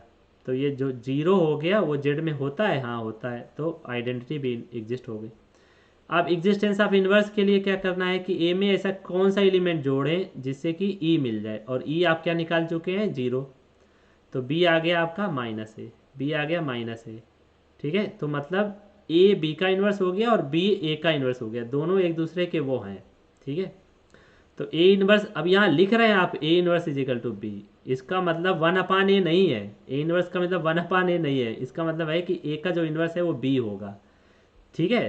तो एग्जाम्पल के तौर पे बी, और बी क्या है वो माइनस है, और बी क्या आपने निकाला है, माइनस है। तो कोई भी एलिमेंट ए है उसका इन्वर्स क्या हो जाएगा, माइनस है। तो 2 एलिमेंट है उसका इन्वर्स क्या हो जाएगा, -2। क्यों हो जाएगा कि 2 में, इस 2 में ऐसा क्या जोड़े जो जीरो मिल जाए। तो 2 में अगर -2 जोड़ोगे तो जीरो मिल जाएगा। तो 2 का इन्वर्स क्या है, -2, और -2 का इन्वर्स क्या है, 2। तो ये -2 जो आपने निकाला है इन्वर्स वो जेड में है, हाँ है, तो इन्वर्स भी एग्जिस्ट कर गया, ठीक है। अब a plus B is equal to b plus a आएगा, हाँ आएगा। जेड के कोई भी 2 एलिमेंट ले लो, उनको a प्लस बी जोड़ो या b प्लस ओ जोड़ो, वो बराबर आ जाएगा। फिर ये क्या एसोसिएटिव लॉ होल्ड हो रहा है, हाँ मैं कितनी बार बता चुका हूँ कि अगर सेट ऑफ इंटीजर्स है और ऑपरेशन आपका प्लस या इनटू है तो ये एसोसिएटिव लॉ होल्ड होगा। Then last property distributive law, a into b plus C equal to a into b plus a into c. कोई भी 3 नंबर ले लो, ए ले लो कुछ नंबर, बी ले लो कुछ नंबर, सी ले लो कुछ number, so left hand side हमेशा राइट हैंड साइड के बराबर आएगी, क्योंकि नंबर्स हैं, वो नंबर्स जो होते हैं वो डिस्ट्रीब्यूटिव लॉ सेटिस्फाई करते हैं। तो आपको क्या पता चल गया है कि जेड प्लस इंटू एक रिंग हो गया, ठीक है। अच्छा, अब आप पूछ सकते हैं कि सर जेड प्लस इंटू के अलावा भी कोई एग्जाम्पल होता है क्या, तो तुरंत हम बात कर लेंगे जेड एन की। जेड एन का मतलब क्या है, ये set of integers over modulo N, okay, under addition and multiplication modulo N is also a commutative ring. तो इसमें अभी हम डिटेल में नहीं जाएंगे। अगर हम आपको जेडीएन बताएंगे, जेडीएन बताने लगेंगे तो मुझे पूरा 1 घंटे का टाइम चाहिए, ठीक है, कि जेडीएन क्या होता है, उसके ऊपर एडिशन मॉडलों का मतलब क्या होता है, फिर मल्टीप्लिकेशन मॉडलों का मतलब क्या होता है। तो हम अभी उसमें जा नहीं रहे हैं, ठीक है। अभी हम बस इतना आप जान लीजिए कि जेडीएन जो है वो रिंग बनाता है addition modulo and multiplication modulo operation होने पे, ठीक है। अच्छा ठीक है, तो ये सब अभी हम छोड़ देते हैं, इसमें नहीं जाते हैं हम। आप सीधा बात करते हैं फील्ड की, हम सीधा बात करते हैं फील्ड की, क्योंकि फील्ड ज़रूरी है, फील्ड ज़रूरी है हमारे मैट्रिक्स के लिए, ठीक है। तो जैसे आप देखिए यहाँ पे मैट्रिक्स की ही बात कर रहे हैं, मैट्रिक्स का ही लेक्चर लेने जा रहा हूँ मैं, या आगे आने वाले लेक्चर्स में मैं मैट्रिक्स ही पढ़ाऊँगा। तो इसमें देखिए द सेट M2Z, ठीक है, ये कब आपका रिंग बनाएगी और कब रिंग नहीं बनाएगी, ठीक है। तो इसकी भी बात करेंगे, डिटेल में बात करेंगे, ठीक है। तो हम पहले जाते हैं फील्ड, फील्ड ख़त्म करते हैं, उसके बाद हम इस पर चर्चा करेंगे बाद में, ठीक है। यस, तो फील्ड का आपका डिफिनीशन क्या है, ठीक है, मैं बोल रहा हूँ यहाँ पे। तो फील्ड का डिफिनीशन आपका ये है, ठीक है। A field is a commutative ring with unity in which every non zero element is a unit. तो फील्ड का मतलब, आप अगर ये पहली वाली डिफिनीशन आपको नहीं समझ में आ रही है तो इसका समझने का प्रयास करिए। A field is a commutative ring, पहले तो एक फील्ड जो है वो रिंग होनी चाहिए, उसके बाद वो कम्यूटेटिव लॉ मतलब a into b is equal to b into a satisfy करना चाहिए, ये a into b is equal to b into a satisfy करना चाहिए, विद उसमें मल्टीप्लिकेटिव आइडेंटिटी जो हो वो भी होनी चाहिए, और जितने भी एलिमेंट है सबका क्या होना चाहिए, इन्वर्स एग्जिस्ट होना चाहिए, सबका इन्वर्स एग्जिस्ट होना चाहिए। तो यही जो डिफिनीशन है मैंने आपके लिए सिंप्लीफाई करके ऐसे लिखी है, R plus into is a field if पहली प्रॉपर्टी क्या है, वो रिंग हो, R plus into is a ring. तो रिंग का मतलब क्या है, वो 3 प्रॉपर्टी ये सेटिस्फाई करे। रिंग का मतलब क्या है, वो 3 प्रॉपर्टी ये सेटिस्फाई करे, ठीक है। आर प्लस इंटू अगर रिंग है तो उसका मतलब क्या, आर प्लस अबेलियन ग्रुप हो, फिर एसोसिएटिव लॉ मल्टीप्लिकेशन में होल्ड हो, और लास्ट डिस्ट्रीब्यूटिव लॉ होल्ड हो। उसके बाद a into b is equal to b into a है, ये बोल रहा है ना कि वो कामोटेटिव हो, फील्ड कामोटेटिव हो तो a into b is equal to b into a है। फिर बोल रहा है कि रिंग विद यूनिटी भी हो, तो मतलब मल्टीप्लिकेटिव आइडेंटिटी वहाँ पे हो, a into one equal to one into equal to a. और फिर बोल रहा है कि कोई भी नॉन जीरो एलिमेंट है उसका इन्वर्स भी एग्जिस्ट होना चाहिए। यहाँ देखिए इवरी नॉन जीरो एलिमेंट बोल रहा है, जीरो नहीं बोल रहा है, इवरी नॉन जीरो एलिमेंट। तो इन्वर्स मतलब a into b is equal to one equal to b into a आना चाहिए for all a b belongs to R, मतलब सारे एलिमेंट का इन्वर्स एग्जिस्ट करना चाहिए। अब ये जो सारा जो भी है इसको मैं और सिंप्लीफाई करके आपको एक अच्छी डिफिनीशन दे देता हूँ जो हमेशा आपको याद रहेगी, ठीक है। तो मैं देख लेता हूँ, मैंने लिखा था अपने नोट्स में यहाँ पे, लेकिन अभी नहीं देख पा रहा हूँ यहाँ पे।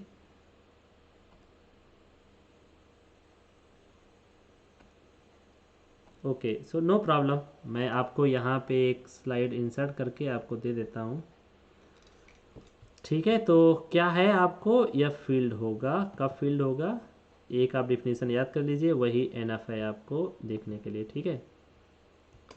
तो आप ये लिखिए कि F plus into is a field if. तो पहली प्रॉपर्टी आपकी एफ ओवर प्लस, ये अबेलियन ग्रुप बना है, इज एन अबेलियन ग्रुप।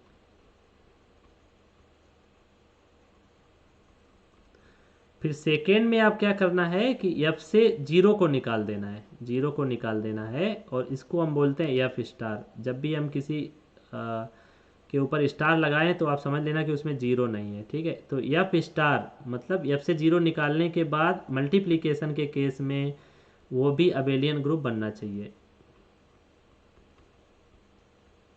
अब यहाँ पे आप सोच सकते हैं कि बात कि मैंने यहाँ पे जीरो क्यों निकाला। मैंने जीरो इसलिए निकाला क्योंकि अगर ऑपरेशन मल्टीप्लिकेशन होगा तो जीरो इंटू ऐसा क्या करें कि वन मिल जाए, ठीक है। तो जीरो का इन्वर्स क्या हो जाएगा, वन अपान जीरो, इन्फिनिटी हो जाएगा ना। जीरो इंटू बी ऐसा क्या करें कि वन आ जाए, तभी तो जीरो का इन्वर्स बी होगा, तो बी इक्वल टू क्या हो जाएगा, वन अपान जीरो, और ये क्या हो जाएगा, इन्फिनिटी हो जाएगा। तो ये वेल डिफाइंड नहीं है, तो इसलिए क्या करते हैं हम नॉन जीरो एलिमेंट के बात करते हैं। तो F star into is an abelian group हो जाए, और थर्ड डिस्ट्रीब्यूटिव लॉ होल्ड हो, डिस्ट्रीब्यूटिव लॉ होल्ड।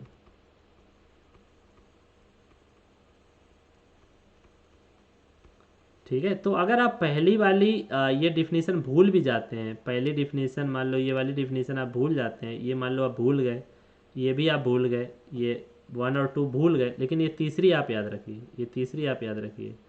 ये बस इतना ही है कि यह plus into is a field होगी इफ़ यह प्लस अबेलियन ग्रुप हो, F star over into abelian group हो, और डिस्ट्रीब्यूटिव लॉ होल्ड हो। ये तीन चीज़ें आप याद रखिए, ठीक है। तो यहाँ पे एफ प्लस का मतलब पांच प्रॉपर्टी है, यहाँ पे एफ स्टार इंटू मतलब पांच प्रॉपर्टी हैं, और डिस्ट्रीब्यूटिव लॉ दो, तो पाँच पाँच 10 प्लस दो 12, 12 प्रॉपर्टी आपकी होल्ड होंगी।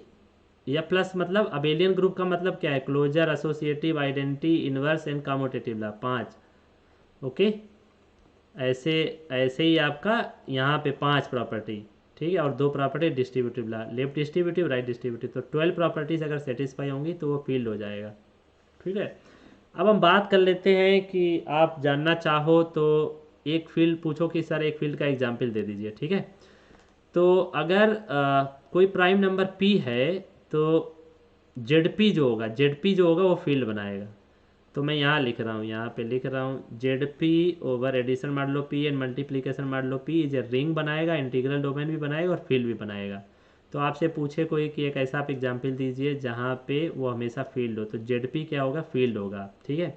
और set of complex number and set of real numbers वो भी क्या होते हैं, फील्ड बनाते हैं। तो अभी हम लिख देते हैं यहाँ पे एग्जाम्पल के तौर पे आप ले लो यहाँ पे, अगर आपने सेट ऑफ कॉम्प्लेक्स नंबर की बात की ओवर एडिशन एंड मल्टीप्लिकेशन, तो ये भी क्या होगा, फील्ड बनाएगा, ये भी क्या बनाएगा, फील्ड बनाएगा। अगर आप लेंगे R set of real numbers over plus into multiplication, ये भी आपका क्या बनाएगा, फील्ड बनाएगा, ठीक है। और अभी हम इन्हीं की बात करने वाले हैं कि मैट्रिक्स के अंदर जो एलिमेंट आते हैं वो सेट ऑफ कॉम्प्लेक्स नंबर या सेट ऑफ रियल नंबर्स या फील्ड से आते हैं, इसलिए ये सब मैंने पढ़ाया, ठीक है। तो अभी इसका ज़रूरत नहीं है। तो देखिए यहाँ पे मैंने पूरा एनालिसिस किया हुआ है, ठीक है, यहाँ मैंने पूरा एनालिसिस किया है। आप अगर आईआईटी जैम की तैयारी करने जा रहे हैं या गेट की तैयारी करने जा रहे हैं, तो ये आप टेबल याद रख सकते हैं। ठीक है, आप सेव कर सकते हैं इस टेबल को कि सेट ऑफ इंटीजर्स, उसमें एलिमेंट होते हैं के टाइप के, उसमें मल्टीप्लिकेटिव आइडेंटिटी होती है 1 और वो कम्यूटेटिव ला होल्ड करते हैं। यस, क्या वो set of integers integral domain बनाता है? यस। क्या वो फील्ड होता है? नो। और उसकी करैक्टरिस्टिक क्या होती है? 0। ठीक है, ऐसे ही जेडियन, जेडियन में एलिमेंट किस टाइप के होते हैं? के, मल्टीप्लिकेटिव आइडेंटिटी 1, कम्यूटेटिव ला होल्ड होता है। यस। इंटीग्रल डोमेन नहीं बनाता है, फील्ड भी नहीं बनाता है, बट रिंग है। रिंग यहाँ पे देखिए रिंग लिखा हुआ है, तो ये सारी रिंग हैं जो भी इस कॉलम में आ रहे हैं, सारी रिंग है। तो यहाँ पे मैंने क्या कि सारे जो भी पॉसिबल एग्जाम्पल्स हो सकते हैं वो डाल दिए हैं और वो बता दिया कि वो रिंग होगा, इंटीग्रल डोमेन या फील्ड होगा या नहीं होगा। ये सारी एनालिसिस यहाँ पे है। ठीक है, हम इस एनालिसिस पे दोबारा वापस आएंगे जब हम आपको पढ़ाएंगे अलजेब्रा के बारे में। ठीक है, यहाँ पे कुछ और भी एग्जाम्पल्स हैं लिस्ट में, ये देखिए जेड जेड 3 आई, जेड रूट 2, क्यू रूट 2 और जेड नॉट जेड। ओके, सो ये पूरा कंप्लीट एक लिस्ट है। तो अगर ये आप याद कर लेते हैं तो आपके कुछ क्वेश्चंस कॉम्पिटिटिव एग्जाम में निकल जाएंगे। वो सीधा सीधा पूछते हैं कि जेडाई रिंग है? यस है। क्या वो इंटीग्रल डोमेन है? हाँ है। यस है। बट फील्ड है? नहीं है। फील्ड के नीचे लिखा है नो। तो जेडाई जो है वो रिंग है, इंटीग्रल डोमेन है, बट फील्ड नहीं है। तो ये सारा चीज़ आप यहाँ से अच्छे से पढ़ के रिलेट कर सकते हैं। आप स्क्रीन शॉट लेके रख सकते हैं इन 2 स्लाइड्स का, इसका स्क्रीन शॉट लेके रख सकते हैं और इसका स्क्रीन शॉट लेके रख सकते हैं। ठीक है, अच्छा अब हम बात करते हैं, अब हम रेडी हैं, अब हम रेडी हैं मैट्रिक्स पढ़ने के लिए। ठीक है, अब हम मैट्रिक्स पढ़ने के लिए रेडी हैं। और इससे पहले हम ग्रुप थ्योरी की बात कर चुके हैं, रिंग की बात कर चुके हैं और फील्ड की बात कर चुके हैं। और वो टॉपिक्स जब हम अलजेब्रा पढ़ाएंगे तो बहुत अच्छे से डिटेल में पढ़ाएंगे। ठीक है, अब हम बात करेंगे मैट्रिक्स की। तो यहाँ पे देखिए, यस, तो आप अपना फीडबैक मुझे दे सकते हैं क्योंकि मैं पहली बार ये यूट्यूब पे मतलब कि लेक्चर देना शुरुआत किया हूँ। अगर आप फीडबैक देना चाहें तो आप इस ईमेल आईडी पे मुझे कांटेक्ट कर सकते हैं। आप अपना मतलब कि करियर से रिलेटेड क्वेश्चन के लिए भी मुझे कांटेक्ट कर सकते हैं। आप किसी भी चीज़ के लिए मुझे कांटेक्ट कर सकते हैं। ठीक है, मैं हेल्पिंग हूँ बहुत। और अगर आपका कुछ कंसर्न रहता है तो आप इस ईमेल आईडी पे मुझे जस्ट एक मैसेज डाल दीजिए। ठीक है, और मैं आपको कांटेक्ट कर लूँगा।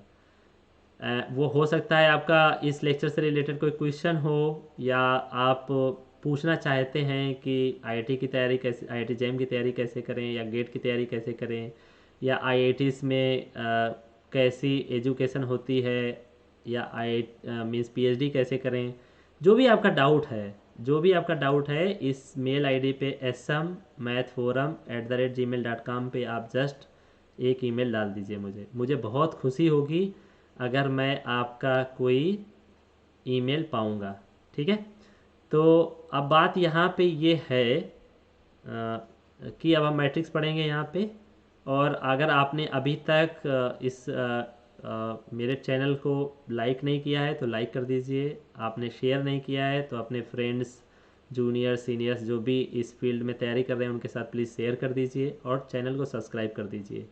क्योंकि आगे आने वाले समय में हम आपको सारे टॉपिक्स पढ़ाएंगे जो भी कॉम्पिटिटिव एग्ज़ाम में आते हैं, आईआईटी जैम, सीएसआईआर और गेट, जहाँ जहाँ भी आते हैं, एमसीए में आते हैं, तो वो सारे टॉपिक्स हम क्या है पढ़ाएंगे आपको। ठीक है, तो आप सब्सक्राइब ज़रूर कर दीजिए जिससे कि आप मेरे फ्यूचर वीडियोस पा सकें। ठीक है, और आपका ज़रूरी नहीं है कि आप मुझे किसी चीज़ के लिए कांटेक्ट करें। ठीक है, आप हाय हेलो मैसेज भी भेज सकते हैं इस जीमेल आईडी पे।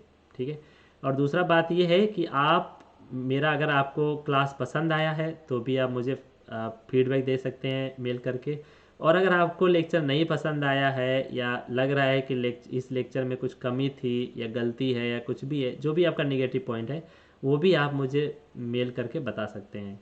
ठीक है, मुझे निगेटिव अगर फीडबैक होगा तो मैं उसको अप्रिसिएट करूँगा क्योंकि उससे मैं बहुत कुछ इम्प्रूव कर सकता हूँ। ठीक है, तो अब हम बात करेंगे मैट्रिक्स की।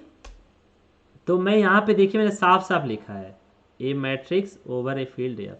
मैंने क्या लिखा है? Matrix over a field F.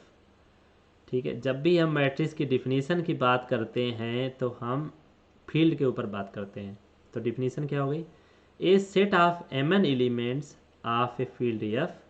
तो देखिए जो एलिमेंट्स आ रहे हैं फील्ड मैट्रिक्स में, वो एमएन एलिमेंट्स कहाँ से आ रहे हैं, फील्ड से आ रहे हैं।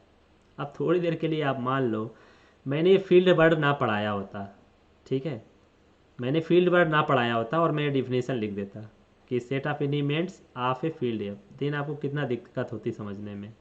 अभी मैंने आपको ग्रुप बता दिया है, फील्ड का भी डिफिनेशन बता दिया, तो आपके दिमाग में कुछ विजुलाइजेशन है कि अच्छा ये इतनी 12 प्रॉपर्टी अगर सेटिस्फाई हो जाएंगी तो वो सेट जो होगा फील्ड बना लेगा। अब वो अगर फील्ड है तो वहाँ से ही एलिमेंट हमारे मैट्रिक्स के अंदर आ रहे हैं।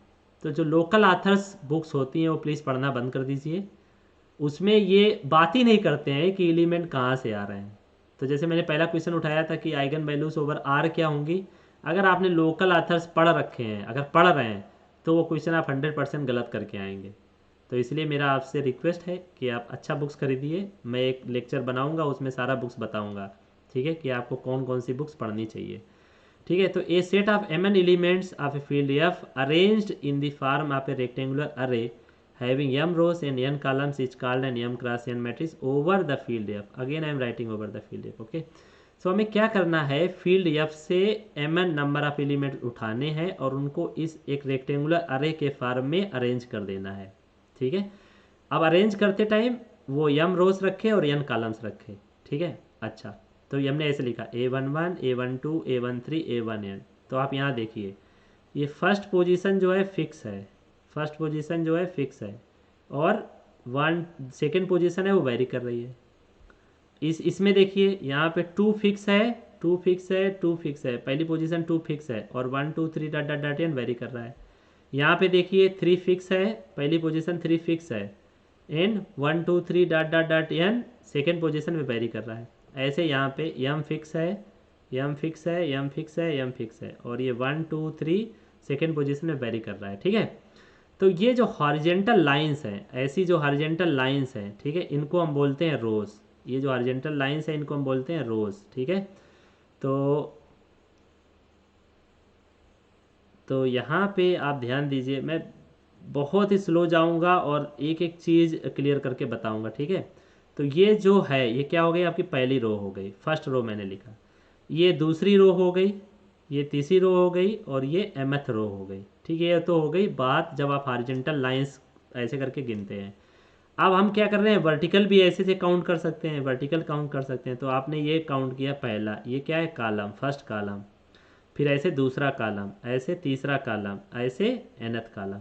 ठीक है, तो ये जो रेक्टेंगुलर अरे आपने बनाया है इसमें क्या m रोस हैं और n कॉलम्स हैं, m रोस हैं n कॉलम्स हैं। तो यहाँ आप जब लिखेंगे, ये लिखेंगे m क्रॉस n, यहाँ पे ऐसे लिखेंगे m क्रॉस n, अभी बताएंगे इसका मतलब क्या है। ठीक है, तो m क्रॉस n जो ऐसे लिखा हुआ है इसका मतलब है यहाँ पे नंबर ऑफ रोस m है और नंबर ऑफ कॉलम्स कितने हैं, n है। नंबर ऑफ रोस m है और नंबर ऑफ कॉलम्स कितने हैं, n है। ठीक है, याद रखिए।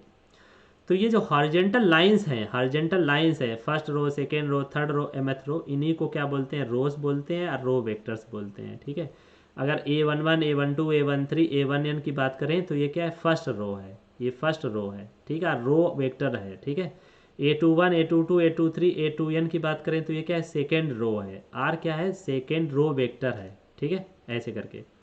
ठीक है, तो अभी यहाँ पे मैं आपको क्या और क्या बता सकता हूँ, यस, तो मान लो एग्जाम्पल के तौर पे आप ले लीजिए ए इज इक्वल टू कोई भी एग्जाम्पल ले लीजिए, ये ले लीजिए 1 2 3 4 2 3 1 2 1 1 0 -1। ठीक है, तो इसमें गिनिए इसमें कितनी रो हैं, ये पहली रो, दूसरी रो, तीसरी रो, तो इस मैट्रिक्स में रो हैं 3।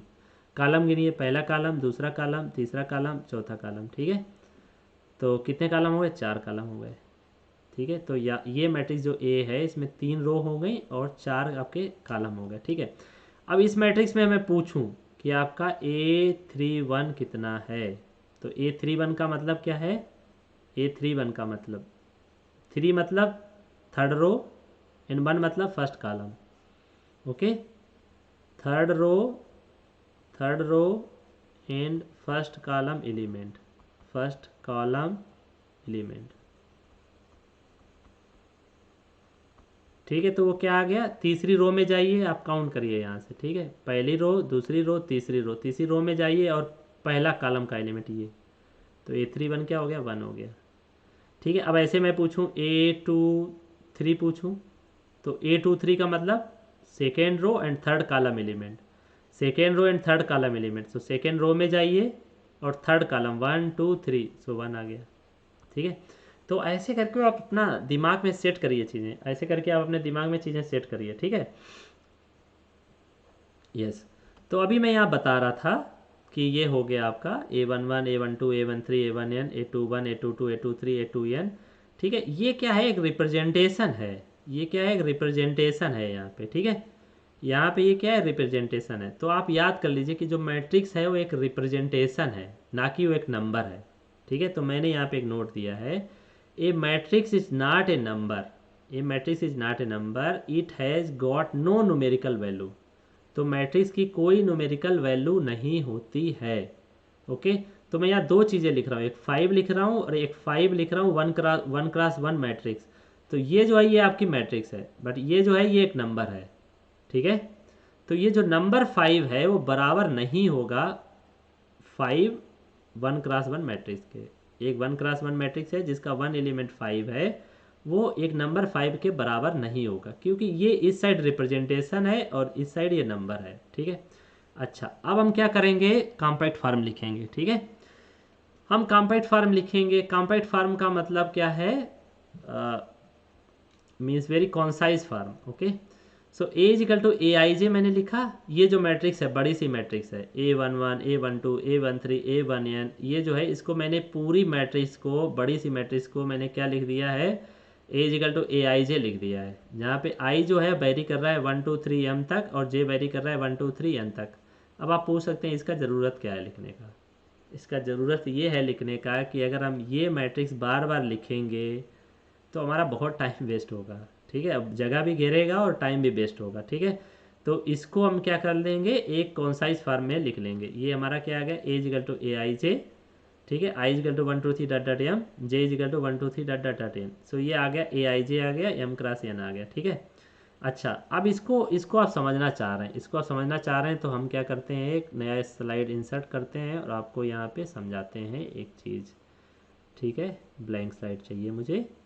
तो ये देखिए आपका है ये a इज इक्वल टू ए आई जे और आपने दिया m क्रॉस n, और आप बोल रहे हैं कि जो i वैल्यू है वो m से 1 से बड़ी और m के से छोटी, और जो j वैल्यू है वो n से छोटी या बराबर हो और 1 से बड़ी हो। ठीक है, सो फॉर एग्जाम्पल आप ले लो, फॉर एग्जाम्पल आप ले लो, फॉर एग्जाम्पल आप ले लो m आप ले लो 3 ले लो। ठीक है, n आप ले लो 2।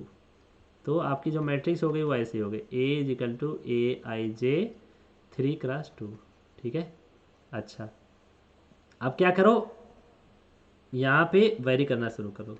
ठीक है, तो आई जो है, आई की वैल्यू क्या हो गई, आई हो गया आपका 1 से लेके 3 के बीच में। ठीक है, तो आई 1 हो सकता है, आई 2 हो सकता है, आई 3 हो सकता है।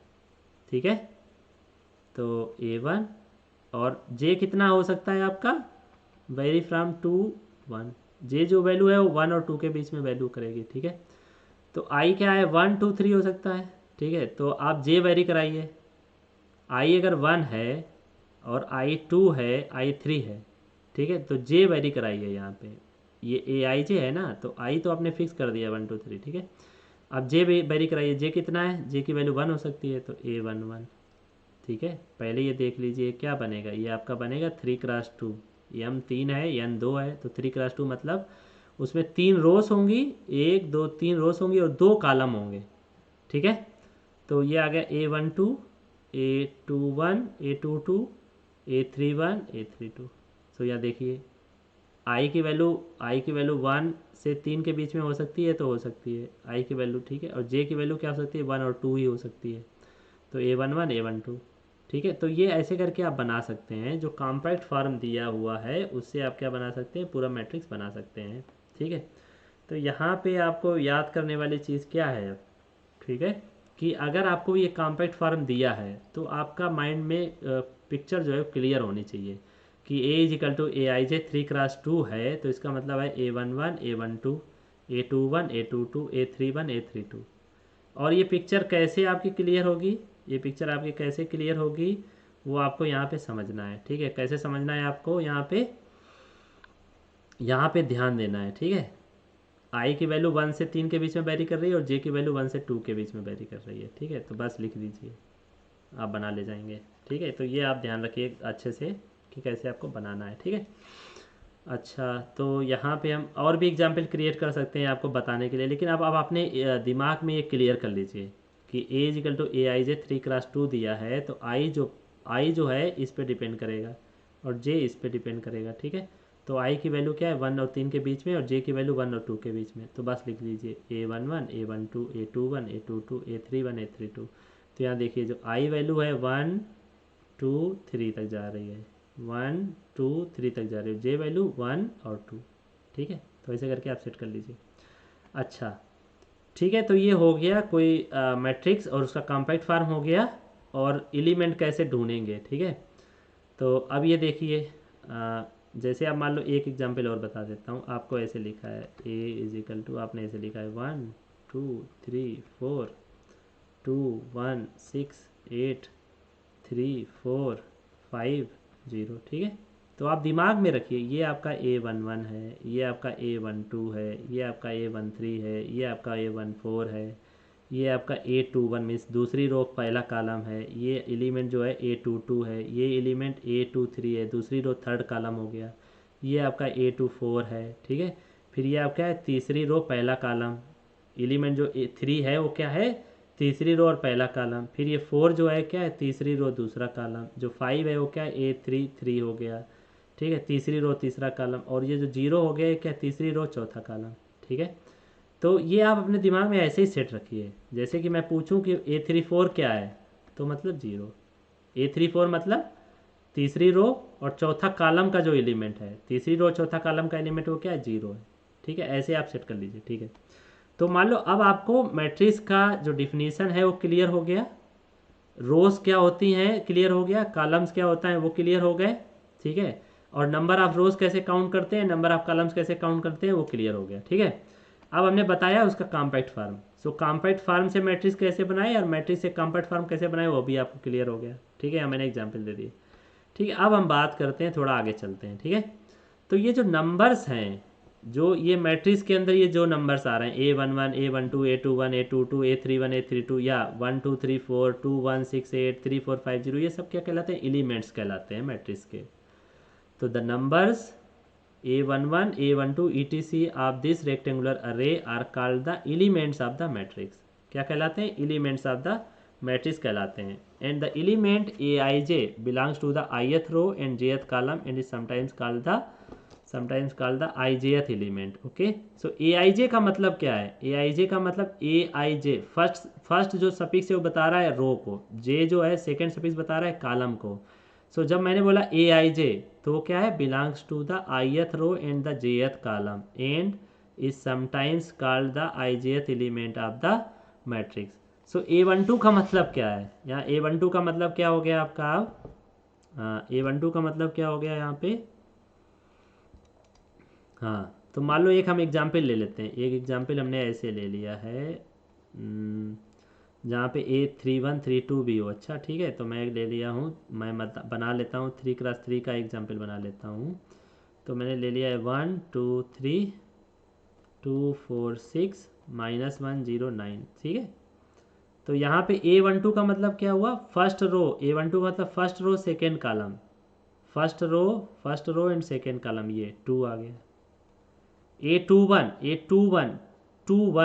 2 means row, first suffix row and second suffix column, A21 मतलब second row first column, second row first column, तो 2 आ गया।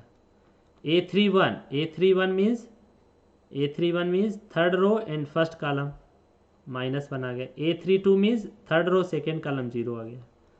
तो ये आप दिमाग में अच्छे से सेट कर लीजिए, ठीक है, कि मतलब कि, और आपको सेट ऐसे ही करना है, ठीक है। जो ये यहाँ पे है आपको ऐसे ही सेट करना है, ये जो है ना pattern A11 A12 A13 dot dot dot A1n, okay. First row का पहला सफिक्स, जो फर्स्ट रो का जो पहला सफिक्स है वो फिक्स रहेगा, 1 फिक्स रहेगा, और जो J है कॉलम्स वेरी करेंगे, A11 A12 A13, तो देखिए 1 फिक्स है और 1 2 3 यहाँ पे वेरी कर रहा है। ऐसे सेकेंड रो में 2 फिक्स है और कॉलम्स वेरी कर रहे हैं A21 A22 A23 A2n। तो ये पैटर्न अच्छे से सेट कर लीजिए, ठीक है, क्योंकि इसका भी ज़रूरत पड़ेगा जब हम मैट्रिक्स के बारे में बात करेंगे, आगे जाएंगे रैंक की बात करेंगे तो सबका ज़रूरत पड़ेगा, ठीक है। इसलिए अभी कॉन्सेप्ट बहुत अच्छे से डेवलप कर लीजिए, ठीक है। अच्छा, तो हाँ, अब यहाँ पे आप समझ गए। तो जैसे मैंने एक एग्जाम्पल लिया है, ए मैंने लिया है A11 A12 A13, ये मैंने लिखा है 3x4, ठीक है। तो यहाँ पे रोज कितनी है, पहली रो, दूसरी रो, तीसरी रो, 3 रो गए। कॉलम कितने हैं, पहला कॉलम, दूसरा कॉलम, तीसरा कॉलम, चौथा कॉलम, 4 कॉलम्स है। 3x4। अब मैं लिख रहा हूँ A11 A12 A13 A14 A21 A22 A23 A24 A31 A32 A33 A34, ऐसे सेट कर दीजिए एकदम से, ठीक है। तो अब जैसे मैं लिखूँ यहाँ पे 1 2 3 4 2 3 6 9 1 2 0 -9, और मैं पूछूँ वाट इज A34 क्या आ जाएगा, -1। तो जब ये आपने दोनों तरफ से अच्छे से सेट किया होगा तो आपको दिक्कत नहीं होगी समझने में, ठीक है। अब मैं यहाँ एक नोट दे रहा हूँ, and m cross n matrix is said to be of the type m cross n, okay, and m cross n matrix. तो यहाँ पे देखिए 3x4, ये मैट्रिक्स क्या है, 3x4 matrix, okay, type 3x4, ठीक है। तो 3 यम क्रासियन का मतलब क्या हो गया, यहाँ पे नंबर ऑफ रोज कितनी है, नंबर ऑफ रोज है आपकी 3 और नंबर ऑफ कॉलम्स कितने हैं यहाँ पे 4। तो कोई भी मैट्रिक्स आप नंबर ऑफ रोज काउंट कर लीजिए, नंबर ऑफ कॉलम्स काउंट कर लीजिए, तो आप बोलेंगे कि an m cross n matrix is said to be of the type m cross n, ठीक है। तो ये जो मैट्रिक्स ए है इस एग्जाम्पल में क्या है, 3x4 टाइप की है। 3x4 टाइप का मतलब उसमें नंबर ऑफ रोज 3 है और नंबर ऑफ कॉलम्स 4 हैं, ठीक है। तो ये आपको समझ में आ गया। अब हम जाते हैं, बात करते हैं कि मैट्रिसेस कैसी होती हैं, किस किस टाइप की हो सकती हैं, ठीक है। तो पहली मैट्रिक्स है आपकी स्क्वायर मैट्रिक्स, पहली है टाइप की स्क्वायर मैट्रिक्स। तो स्क्वायर मैट्रिक्स का मतलब क्या है कि जो मैट्रिक्स है वो नंबर ऑफ रोज और नंबर ऑफ कॉलम्स अलग अलग हो सकते हैं। कोई भी मैट्रिक्स है, जैसे यहाँ पे देखिए नंबर ऑफ रोज 3 है और नंबर ऑफ कॉलम्स 4 हैं, लेकिन अगर नंबर ऑफ रोज और नंबर ऑफ कॉलम्स बराबर हो जाए तो उसको क्या कहते हैं, स्क्वायर मैट्रिक्स बोलते हैं। तो मैं यह डिफिनेशन पढ़ देता हूँ, an m cross N matrix for which m is equal to n, मतलब the number of rows is equal to the number of columns. कोई ऐसी मैट्रिक्स जहाँ पे नंबर ऑफ रोज और नंबर ऑफ कॉलम्स बराबर होंगे तो उसको क्या बोलेंगे, स्क्वायर मैट्रिक्स। आप अगर बात करें स्क्वायर का मतलब क्या होता है, सारी साइड बराबर हो, ठीक है। रेक्टेंगल का मतलब क्या होता है, या तो लेंथ ज़्यादा हो या ब्रेथ ज़्यादा हो, ठीक है।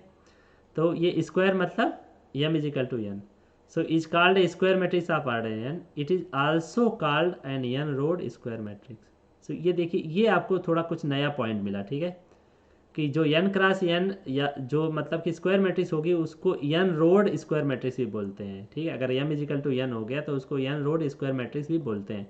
तो कभी कभी वो एक क्वेश्चन जब सेट करता है तो वो बोलता है let us assume that A is a N rowed square matrix. तब आप सोचते हैं कि एन रोड का मतलब क्या है, ठीक है। तो एन रोड का मतलब क्या है, उसमें एन नंबर ऑफ रो हैं और उतने ही कॉलम हैं, ठीक है। अब मैं बोल रहा हूँ कि the elements A I J of a square matrix A is equal to A I J N cross N for which I is equal to J are called the diagonal elements and the line along which they lie is called the principal diagonal of the matrix, ठीक है। तो कोई matrix है A is equal to ए आई जे, ठीक है। तो मैं यहाँ करता हूँ एक इंसर्ट कर लेता हूँ एक स्लाइड और आपको दिखा देता हूँ, ठीक है। यहाँ पे आप ये बोल रहे हैं the elements A I J of a square matrix A is equal to A I j for which I is equal to j, ठीक है। I is equal to j का मतलब क्या हुआ, मान लो ए आई जे आपके मैट्रिक्स है ए, ठीक है, उसमें ए आई जे एलिमेंट्स होते हैं। अब आप बोल रहे हो आई इज इक्वल टू जे, तो इसका मतलब क्या हुआ, ए आई आई, ठीक है। मान लो आपने ए इजिकल टू ए आई जे लिया 3x3 लिया, ठीक है। तो यहाँ पे जो आई होगा वो 3 से छोटा होगा और जो जो भी होगा जो 3 और 1 के बीच में होगा, ठीक है। तो आई इजिकल टू जे कर दिया तो ए आई आई आ गया। तो इसका मतलब क्या हुआ, आई वेरी कर रहा है 1 से 3 में, तो A11, आई जब 2 होगा A22 और आई जब 3 हुआ A33। तो ऐसे एलिमेंट जिनकी दोनों पोजीशन सेम हो, 1 1 2 2 3 3, ठीक है।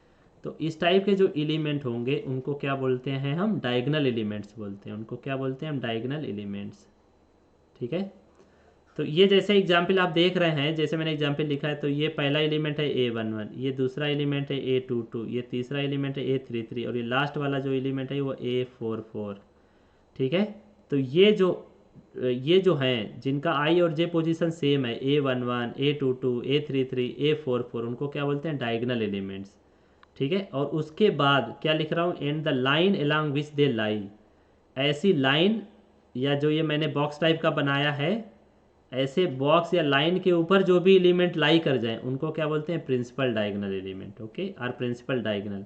तो यहाँ इस मैट्रिक्स ए के लिए प्रिंसिपल डायगोनल एलिमेंट्स कौन कौन है, 0, 3, 1 और 2, और इसका प्रिंसिपल डायगोनल क्या है, ये। ठीक है, principal diagonal of the matrix. Okay, then हम बात करते हैं, आगे बात करते हैं। तो आपको समझ में आ गया, स्क्वायर मैट्रिक्स समझ में आ गई और डायगोनल एलिमेंट समझ में आ गए और प्रिंसिपल डायगोनल समझ में आ गए। अब हम बात करते हैं यूनिट मैट्रिक्स और आइडेंटिटी मैट्रिक्स। ओके, तो ऐसी मैट्रिक्स ए स्क्वायर मैट्रिक्स, पहले तो स्क्वायर मैट्रिक्स होनी चाहिए, वो ए स्क्वायर मैट्रिक्स होनी चाहिए, और ए आई जे 1 हो, when i equal to j, when i equal to j, when i equal to j मतलब क्या है, आई मतलब ये जो एलिमेंट्स A11, A22, A33 जहाँ पे दोनों पोजीशन सेम हो, ऐसे एलिमेंट की वैल्यू 1 हो और अदर एलिमेंट सारे क्या हो जाएं, 0 हो जाएं। तो जब भी आई और जे बराबर ना हो, ठीक है, तो मान लो अगर मैं पूछूं A12, तो आप क्या बोलोगे, 0। क्यों, यहाँ पे I1 है, J2 है, तो आई यहाँ पे 1 है और जे यहाँ पे 2 है, और 1 इज नॉट इक्वल टू बराबर नहीं है, तो A12 क्या हो गया, 0 हो गया। ठीक है। ऐसे मैं पूछूं what will be the value of A13, आप फिर बोलोगे 0। ऐसे मैं पूछूं A23, आप फिर बोलोगे 0। ठीक है। तो यहाँ पे A12 क्या हो जाएगा, 0, A13 क्या हो जाएगा, 0, A14 आ जाएगा 0, बिकॉज दोनों पोजीशन सेम नहीं है। ठीक है। A21 क्या हो जाएगा, 0, बट A22 आई भी 2 है, जे भी 2 है, तो 1, A23 0, A24 0, A31 0, A32 0, A33 is 1। तो ये जब देखो कि ए आई जे 1 होगा जब आई और जे दोनों बराबर होंगे, तो वो क्या होगा, प्रिंसिपल डायगोनल एलिमेंट के जो भी एलिमेंट होंगे उसके लिए सारी वैल्यू 1 हो जाएंगी, बाकी सारे एलिमेंट 0 हो जाएंगे। तो जब भी आप आइडेंटिटी मैट्रिक्स की बात आए तो आप क्या कर लीजिए, ये प्रिंसिपल डायगोनल जो है आपका उसमें एलिमेंट 1 रख दीजिए और बाकी सारे एलिमेंट 0 कर दीजिए, प्रिंसिपल डायगोनल के एलिमेंट 1 रख दीजिए और बाकी सारे एलिमेंट क्या कर दीजिए, 0 कर दीजिए। तो ये आपका हो गया आइडेंटिटी मैट्रिक्स का डिफिनीशन। और बट ये याद रखिए कि ए आई जे 1 होंगे, मैट्रिक्स के एलिमेंट 1 होंगे वेन आई इजिकल टू जे होगा, दोनों पोजीशन सेम होंगी, और अदरवाइज 0 होंगे अगर आई और जे बराबर नहीं होंगे। ठीक है। अब हम बात करते हैं नई मैट्रिक्स की। इसका नाम है नल मैट्रिक्स और जीरो मैट्रिक्स। तो इसका मतलब क्या है, ये स्क्वायर ना भी हो सकती है। ठीक है। आइडेंटिटी मैट्रिक्स हमेशा स्क्वायर मैट्रिक्स होगी, यहाँ लिखा है ए स्क्वायर मैट्रिक्स, बट जो ये नल मैट्रिक्स और जीरो मैट्रिक्स है ये क्या हो सकती है, यम क्रासियन टाइप भी हो सकती है। तो यहाँ लिख रहे द यम क्रासियन मैट्रिक्स, मतलब वो स्क्वायर ना भी हो सकती है। ठीक है। The m cross n matrix whose elements are all 0। Okay, एक ऐसी यम क्रासियन मैट्रिक्स जिसके सारे एलिमेंट 0 हैं वो क्या कहलाती है, called the null matrix or zero matrix. Null मतलब 0, 0 मतलब नल। ओके, सो ऐसी मैट्रिक्स जिसके सारे एलिमेंट 0 हो जाएं तो उसको क्या कहलाते हैं, नल मैट्रिक्स या जीरो मैट्रिक्स बोलते हैं। और वो ज़रूरी नहीं कि स्क्वायर मैट्रिक्स हो, वो यम क्रासियन टाइप की भी चलेगी। ठीक है। और उसको डिनोट कैसे करते हैं, बड़ा 0 से, बिग O। ठीक है। तो जैसे यहाँ पे मैंने लिखा 0, 3, 5। ठीक है। तो मतलब क्या है, ये एक नल मैट्रिक्स और जीरो मैट्रिक्स है जिसमें 3 रो हैं और 5 कॉलम है। तो पहला रो, दूसरा रो, तीसरा रो, 3 रो, और पहला कॉलम, दूसरा कॉलम, तीसरा कॉलम, चौथा कॉलम, पांचवा कॉलम। तो एक मैट्रिक्स है जिसके सारे एलिमेंट 0 हैं बट उसमें 3 रो और 5 कॉलम्स हैं। तो ऐसे आप बना सकते हो। ये 2x2 की जीरो मैट्रिक्स है, ये 3x3 की नल मैट्रिक्स और जीरो मैट्रिक्स है। ठीक है। ओके, अब हम बात करते हैं आगे। अब हम बात करते हैं रो मैट्रिक्स और कॉलम मैट्रिक्स की। ठीक है। तो कोई ऐसी मैट्रिक्स जिसमें सिर्फ एक रो हो, कोई ऐसी मैट्रिक्स जिसमें सिर्फ एक रो हो, कॉलम कितने भी हों, कोई ऐसी मैट्रिक्स जिसमें सिर्फ 1 रो हो। तो any one cross n matrix which has only one row which has only one row and n columns is called a row matrix. Or row vector. So row matrix के लिए सबसे ज़्यादा जरूरी बात क्या है कि उसमें सिर्फ एक रो हो और कॉलम कितने भी हों, ठीक है, तो वो रो मैट्रिक्स होगी। सिमिलरली एग्जाम्पल यहाँ दिया एक्स इज इक्वल टू 2 7 -8 5 11, तो यहाँ देखिए रो एक ही है बट कॉलम कितने हैं, 5 हैं। तो हमें ये कॉलम मैटर नहीं कर रहा है। रो मैट्रिक्स के लिए ऐसी मैट्रिक्स जिसमें सिर्फ एक रो हो, कॉलम कितने भी हो। अब ये अपोजिट कर दीजिए, कॉलम मैट्रिक्स का मतलब क्या है, उसमें एक ही कॉलम हो और रो कितनी भी हो मैटर नहीं करेगा। तो any m cross n matrix which has m rows and only one column is called a column matrix or column vector. तो याद रखिए, कभी कभी इससे कन्फ्यूजन होता है रो मैट्रिक्स और कॉलम मैट्रिक्स में। तो रो मैट्रिक्स में याद कर लीजिए कि उसमें सिर्फ एक रो हो, कॉलम मैट्रिक्स मतलब उसमें एक कॉलम हो, कितनी भी रोस हो, ठीक है। अच्छा, अब हम जस्ट 5-10 मिनट और लेंगे, उसके बाद हम आपको रिलैक्स कर देंगे, ठीक है। तो अब हम बात करते हैं सब मैट्रिसेस ऑफ ए मैट्रिक्स, ठीक है। तो सब मैट्रिक्स कैसे बनाएं, तो सब मैट्रिक्स कैसे बनाएंगे, मान लो कोई मैट्रिक्स दी है एम क्रॉस एन, एक मैट्रिक्स है एम क्रॉस एन टाइप की, तो मुझसे क्या करें, कुछ रोज डिलीट कर ओमिट कर देंगे और कुछ कॉलम ओमिट कर देंगे। ओमिट करना मतलब रिमूव कर देंगे, ठीक है। तो कोई मैट्रिक्स है एम क्रॉस एन टाइप की मैट्रिक्स है, अगर उसमें हम कुछ रोज और कॉलम्स ओमिट कर देते हैं या रिमूव कर देते हैं तो बची हुई मैट्रिक्स क्या हो जाती है, सब मैट्रिक्स हो जाती है एक ही। तो देखिए ये जो मैट्रिक्स है ये मैट्रिक्स है 1 2 3 9 7 11 6 5 0 2 1 8, ये मैट्रिक्स है। इससे मैंने क्या किया है, ये लास्ट वाला कॉलम डिलीट कर दिया है और सेकेंड रो डिलीट कर दिया है। तो डिलीट और remove second row and fourth column, ठीक है। तो ये जो गिवन मैट्रिक्स है इससे मैंने क्या किया, सेकेंड रो डिलीट कर दी पूरी और फोर्थ कॉलम डिलीट कर दिया, ठीक है। तो क्या बचा 1 2 3 एंड 0 2 1। सो ये जो 1 2 3 0 2 1 बचा ये सब मैट्रिक्स हो गया मैट्रिक्स ए का, ठीक है। तो यहाँ पे देखिए ये तो अब पता चल गया कि सब मैट्रिक्स कैसे बनाते हैं मैट्रिक्स से। अब जो मैट्रिक्स ए है, matrix A itself is a सब मैट्रिक्स ऑफ ए। क्यों, मान लो कोई मैट्रिक्स ए दी है, उसमें मैं बोल रहा हूँ कि मैं 0 नंबर ऑफ रोज और 0 नंबर ऑफ कॉलम्स रिमूव करूँगा। मतलब मैं ना तो कोई कॉलम रिमूव करूँगा ना कोई रो रिमूव करूँगा, मतलब 0 number of column and 0 number of रोज आप मैं ओमिट कर रहा हूँ या रिमूव कर रहा हूँ, तो ए ही रहेगा वो। तो ए जो है मैट्रिक्स खुद में सब मैट्रिक्स है। So the matrix A itself is a submatrix of A as it can be obtained from A by omitting no rows or columns। तो ए मैट्रिक्स में कोई भी रो कॉलम ओमिट ना करने के बाद जो मैट्रिक्स बनेगी वो ए ही होगी। तो ए मैट्रिक्स जो है खुद की सब मैट्रिक्स है, ठीक है। अब यहाँ बहुत प्यारी बात कर रहा हूँ, a square sub matrix of a square matrix A is called the principal sub matrix if its diagonal elements are also the diagonal elements of the matrix A. तो कोई एक आप ऐसी मैट्रिक्स लीजिए ए, ठीक है, कोई एक ऐसी मैट्रिक्स लीजिए और उससे आप सब मैट्रिक्स बनाएं। तो जो मैट्रिक्स ए के जो डायगोनल एलिमेंट्स हों वो सब मैट्रिक्स के भी अगर डायगोनल एलिमेंट्स हैं तो उसको प्रिंसिपल सब मैट्रिक्स बोलेंगे। उसको क्या बोलेंगे, प्रिंसिपल सब मैट्रिक्स बोलेंगे, ठीक है। तो एग्जाम्पल इसका इजी है, क्रिएट कर सकते हैं आप, ठीक है। अब हम बात करते हैं यहाँ पे इक्वलिटी ऑफ टू मैट्रिसेस। यहाँ बात करते हैं इक्वलिटी ऑफ टू मैट्रिसेस। इसमें मतलब ये है कि दो मैट्रिक्स कब बराबर होंगी। इसमें आपको ये जानना है कि दो मैट्रिक्स कब बराबर होंगी। उसके लिए दो बातें हैं, उसके लिए दो बातें ये हैं कि they are of the same size. Same size मतलब जितना ए में नंबर ऑफ रोज हो उतना बी में भी नंबर ऑफ रोज हो, जितना ए में नंबर ऑफ कॉलम्स हो उतना बी में भी नंबर ऑफ कॉलम्स हो। तो ये हो गया कि ए और बी का जो टाइप है वो सेम हो, ठीक है। फिर the elements in the corresponding places of the two matrices are the same. तो एलिमेंट भी सेम हो। जैसे मैं एग्जांपल ले लेता हूँ, यहाँ पे एग्जांपल ले लेता हूँ, मैंने ए लिया, A is equal to 173 and 240 and B मैंने लिया यहाँ पे यस 173 एंड 24 और मैंने क्या किया, ये एलिमेंट अलग कर दिया, ठीक है। तो यहाँ देखिए ए का टाइप क्या है, 2 रो नंबर ऑफ रोज 2 है, कॉलम 3 है। यहाँ पे क्या है 2 क्रॉस 3। तो ये पहली प्रॉपर्टी सेटिस्फाई हो गई, they are of the same size, मतलब number of rows and columns in A should be equal to number of rows and columns in B, ठीक है। अब देखिए ये एलिमेंट के बराबर है, ये एलिमेंट इस एलिमेंट के बराबर है, मतलब फर्स्ट A1, समझ रहे ना बात, यहाँ पे ये भी बराबर है।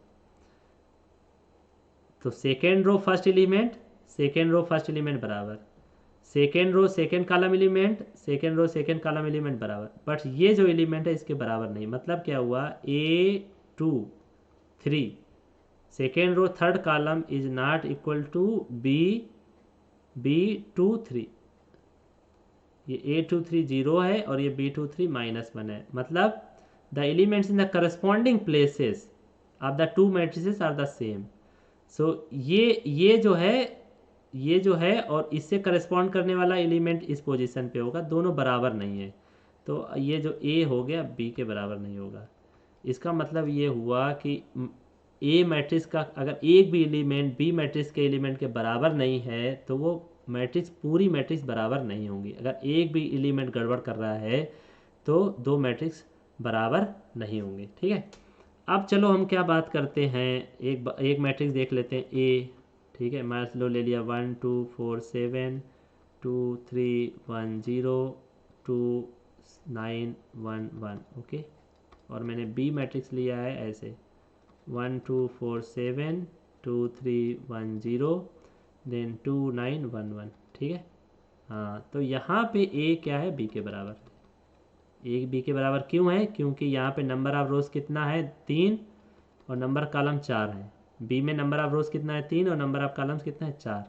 और ए आई जे बराबर है बी आई जे के for all I is equal to 1 2 3 and J is equal to 1 2 3 4। ठीक है, मतलब क्या है कि A11 बराबर है B11 के, A12 बराबर है B12 के, A13 बराबर है B13 के, A14 बराबर है B14 के। तो सारे एलिमेंट्स क्या हैं, बराबर हैं। ठीक है, आप देखो यहाँ पे एक क्वेश्चन, कभी कभी वो क्वेश्चन पूछ लेते हैं इक्वलिटी ऑफ मैट्रिक्स पे। मान लो A आपने दिया ऐसे ABCD, ठीक है, और B आपने मैट्रिक्स लिया है 1 -1 0 3। ठीक है, और आपको बोला जा रहा है कि find ABCD, find ABCD if A is equal to B। ठीक है, आपको बोला जा रहा है कि A और B जो दो मैट्रिक्स हैं बराबर हैं, तब क्या करना है, ABCD की वैल्यू फाइंड करनी है। तो ये लिख दो, A अगर B के बराबर है तो ये 2 क्रॉस 2 है, यहाँ पे 2 क्रॉस 2 है। अब करस्पॉन्डिंग एलिमेंट क्या होने चाहिए, बराबर होने चाहिए। तो A हो गया 1 का, A 1 हो गया, B क्या हो गया -1 हो गया, C क्या हो गया 0 हो गया, D क्या हो गया 3 हो गया। और ये क्यों, ABCD की आप जो वैल्यू निकाल पा रहे हो किसकी डिफिनीशन से निकाल पा रहे हैं, इक्वलिटी ऑफ मैट्रिसेस की। ये जो डिफिनीशन आपने अभी पढ़ी, इक्वलिटी ऑफ टू मैट्रिसेस, मतलब दो मैट्रिक्स का साइज बराबर होना चाहिए और कॉरस्पॉन्डिंग एलिमेंट्स भी बराबर होने चाहिए। तो ये चीज़ें आप बहुत बार पढ़ चुके होंगे, ये बेसिक चीज़ें हैं, आप बहुत बार पढ़ चुके होंगे। ठीक है, तो आप इस पर और अच्छे से पढ़िएगा। ठीक है, अब देखिए एडिशन ऑफ मैट्रिसेस भी हम डिफाइन कर लेते हैं। तो एडिशन ऑफ मैट्रिसेस में क्या है कि let A equal to A I J M cross N, B is equal to B I J M cross N. तो ए प्लस बी क्या हो जाएगा, जस्ट जोड़ दीजिए, करस्पॉन्डिंग एलिमेंट उठा के जोड़ दीजिए। ठीक है, तो यहाँ पे ए प्लस बी क्या आ जाएगा, 2 + 1 3 + 4 6 - 2 1 - 2 1 - 2 4 + 3 एंड 2 + 4। ठीक है, जो भी आएगा वो आपका आंसर हो जाएगा। तो यहाँ पे क्या करना है, अब देखिए दो मैट्रिक्स कब जुड़ेंगी, जब ए का साइज और बी का साइज पहले तो बराबर हो। अगर मान लो ए का साइज कुछ अलग है और बी का साइज कुछ अलग है तो आप जोड़ ही नहीं पाओगे। और फिर जब आप जोड़ रहे हो तो करस्पॉन्डिंग प्लेस वाला करस्पॉन्डिंग प्लेस से जुड़ेगा। ये पहला first row first column, first row first column से जुड़ेगा। ये फर्स्ट रो सेकेंड कॉलम, ये फर्स्ट रो सेकेंड कॉलम के एलिमेंट से जुड़ेगा। ये फर्स्ट रो थर्ड कॉलम का एलिमेंट, तो ये फर्स्ट रो थर्ड कॉलम के एलिमेंट से जुड़ेगा। ठीक है, तो अब नोट करके मैं लिख रहा हूँ, if two matrices A and B are of the same size they are said to be conformable for addition. तो अब आगे की क्लास में जब मैं बोलूँ two matrices are conformable for addition, तब आप समझ जाइए कि ए और बी का साइज सेम है, उनको जोड़ा जा सकता है। ठीक है, अब A and B are not of the same size, we can not find their sum. अगर ए और बी अगर उनका साइज सेम नहीं है तो हम क्या करेंगे, उनका सम नहीं कर पाएंगे। ठीक है, तो ये बात आप याद रखिएगा। ठीक है, अच्छा अब हम बात करते हैं प्रॉपर्टीज़ की। ठीक है, तो प्रॉपर्टीज़ की बात करते हैं यहाँ पे। 5 मिनट और लूँगा, उसके बाद छोड़ दूँगा। तो यहाँ पे आप देखिए property 1, matrix addition is commutative. Matrix addition is commutative means आप चाहें तो a प्लस बी जोड़िए या b प्लस ए जोड़िए, दोनों बराबर आएगा। तो मैट्रिक्स का एडिशन का डिफिनेशन से क्या था, a is equal to A I J M cross N, B is equal to B I J M cross N, then a plus B क्या आ जाएगा, ए आई जे प्लस बी आई जे। ये कहाँ से आ रहा, एडिशन ऑफ मैट्रिसेस से आ रहा है। और ए आई जे और बी आई जे क्या है, नंबर्स हैं। तो नंबर्स क्या करते हैं, कम्यूटेटिव ला होल्ड करते हैं। तो ए आई जे प्लस बी आई जे को क्या लिख दिया, B I j plus A आई जे, फिर अलग अलग कर दिया, B I J M cross N plus A I J M cross N, ये आ गया बी प्लस ए। तो आपको याद रखना है कि आप प्रूव क्या करना जा रहे हैं, ठीक है। तो मैंने यहाँ पे ए प्लस बी उठाया था, मुझे बी प्लस ए प्रूव करना था, तो मैंने वैसे सेटिंग कर ली। अब देखिए मैट्रिक्स एडिशन इज एसोसिएटिव, तो ए plus B plus C equal to A plus B plus C आपको प्रूव करना है। तो पहले ये उठाइए और ये दिमाग में रखिए कि हमें यहाँ पे जाना है। तो हमें यहाँ पे जाना है तो मतलब बी के एलिमेंट और सी के एलिमेंट को मैं क्लब करूँगा, ए के एलिमेंट को थोड़ा बाहर रखूँगा, ठीक है। तो मैंने लिया, let A equal to A I J M cross N, B is equal to B I J M cross n, C equal to c i J M cross N, then A plus B plus C, A और B को उठा के जोड़ दीजिए, ये एक bracket में रख लीजिए, प्लस सी को अलग रखिए, ठीक है। अब क्या करिए, इनको जोड़ लीजिए, a I j plus b I J M cross N plus c i J M cross n, ठीक है।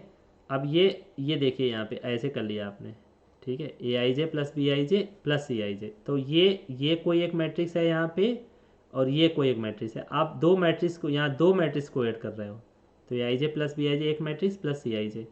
अब ये ए आई जे B I J C i J numbers हैं और नंबर्स एसोसिएटिव ला होल्ड होता है। तो ये क्या करिए, a I j plus b I j plus c i j अलग कर दीजिए, ठीक है। दिमाग में रखिए बी प्लस सी था, तो ये ए आई जे अलग कर लीजिए और B I j plus c i जे एक में कर लीजिए, तो ये ए प्लस बी प्लस सी आ गया। तो ये क्या हो गया, एसोसिएटिव ला होल्ड हो गया मैट्रिक्स एडिशन के केस में। Now existence of additive identity, तो मान लो कोई ए मैट्रिक्स है, उसमें ऐसा क्या जोड़ें कि ए ही मिल जाए। तो आपको क्या पता चल गया, जो नल मैट्रिक्स है उसको किसी भी मैट्रिक्स से जोड़ोगे तो ए ही रहेगा। तो मैं यहाँ लिख रहा हूँ, if zero be the M cross N matrix each of which elements is zero. मतलब जीरो को मैं क्या ले रहा हूँ, नल मैट्रिक्स ले रहा हूँ और जीरो मैट्रिक्स ले रहा हूँ, उसको ए से जोड़ोगे तो क्या मिलेगा, वही मिल जाएगा, ठीक है। तो ये आपका हो गया, ओके। अब नेक्स्ट प्रॉपर्टी हम डिस्कस करते हैं, एग्जिस्टेंस ऑफ एडिटिव इनवर्स। तो ए में, ए कोई मैट्रिक्स है, उसमें ऐसा क्या जोड़ें कि नल मैट्रिक्स मिल जाए, ठीक है। वही तो अभी मैंने कराया था ना जब ग्रुप थ्योरी की बात कर रहे थे। तो ये देखिए कि इस केस में ग्रुप थ्योरी की सारी प्रॉपर्टी सेटिस्फाई हो रही हैं, अभी हम बताएंगे कैसे, ठीक है। So let A equal to A I J M cross N, then the negative of the matrix A is defined as the matrix minus a आई जे।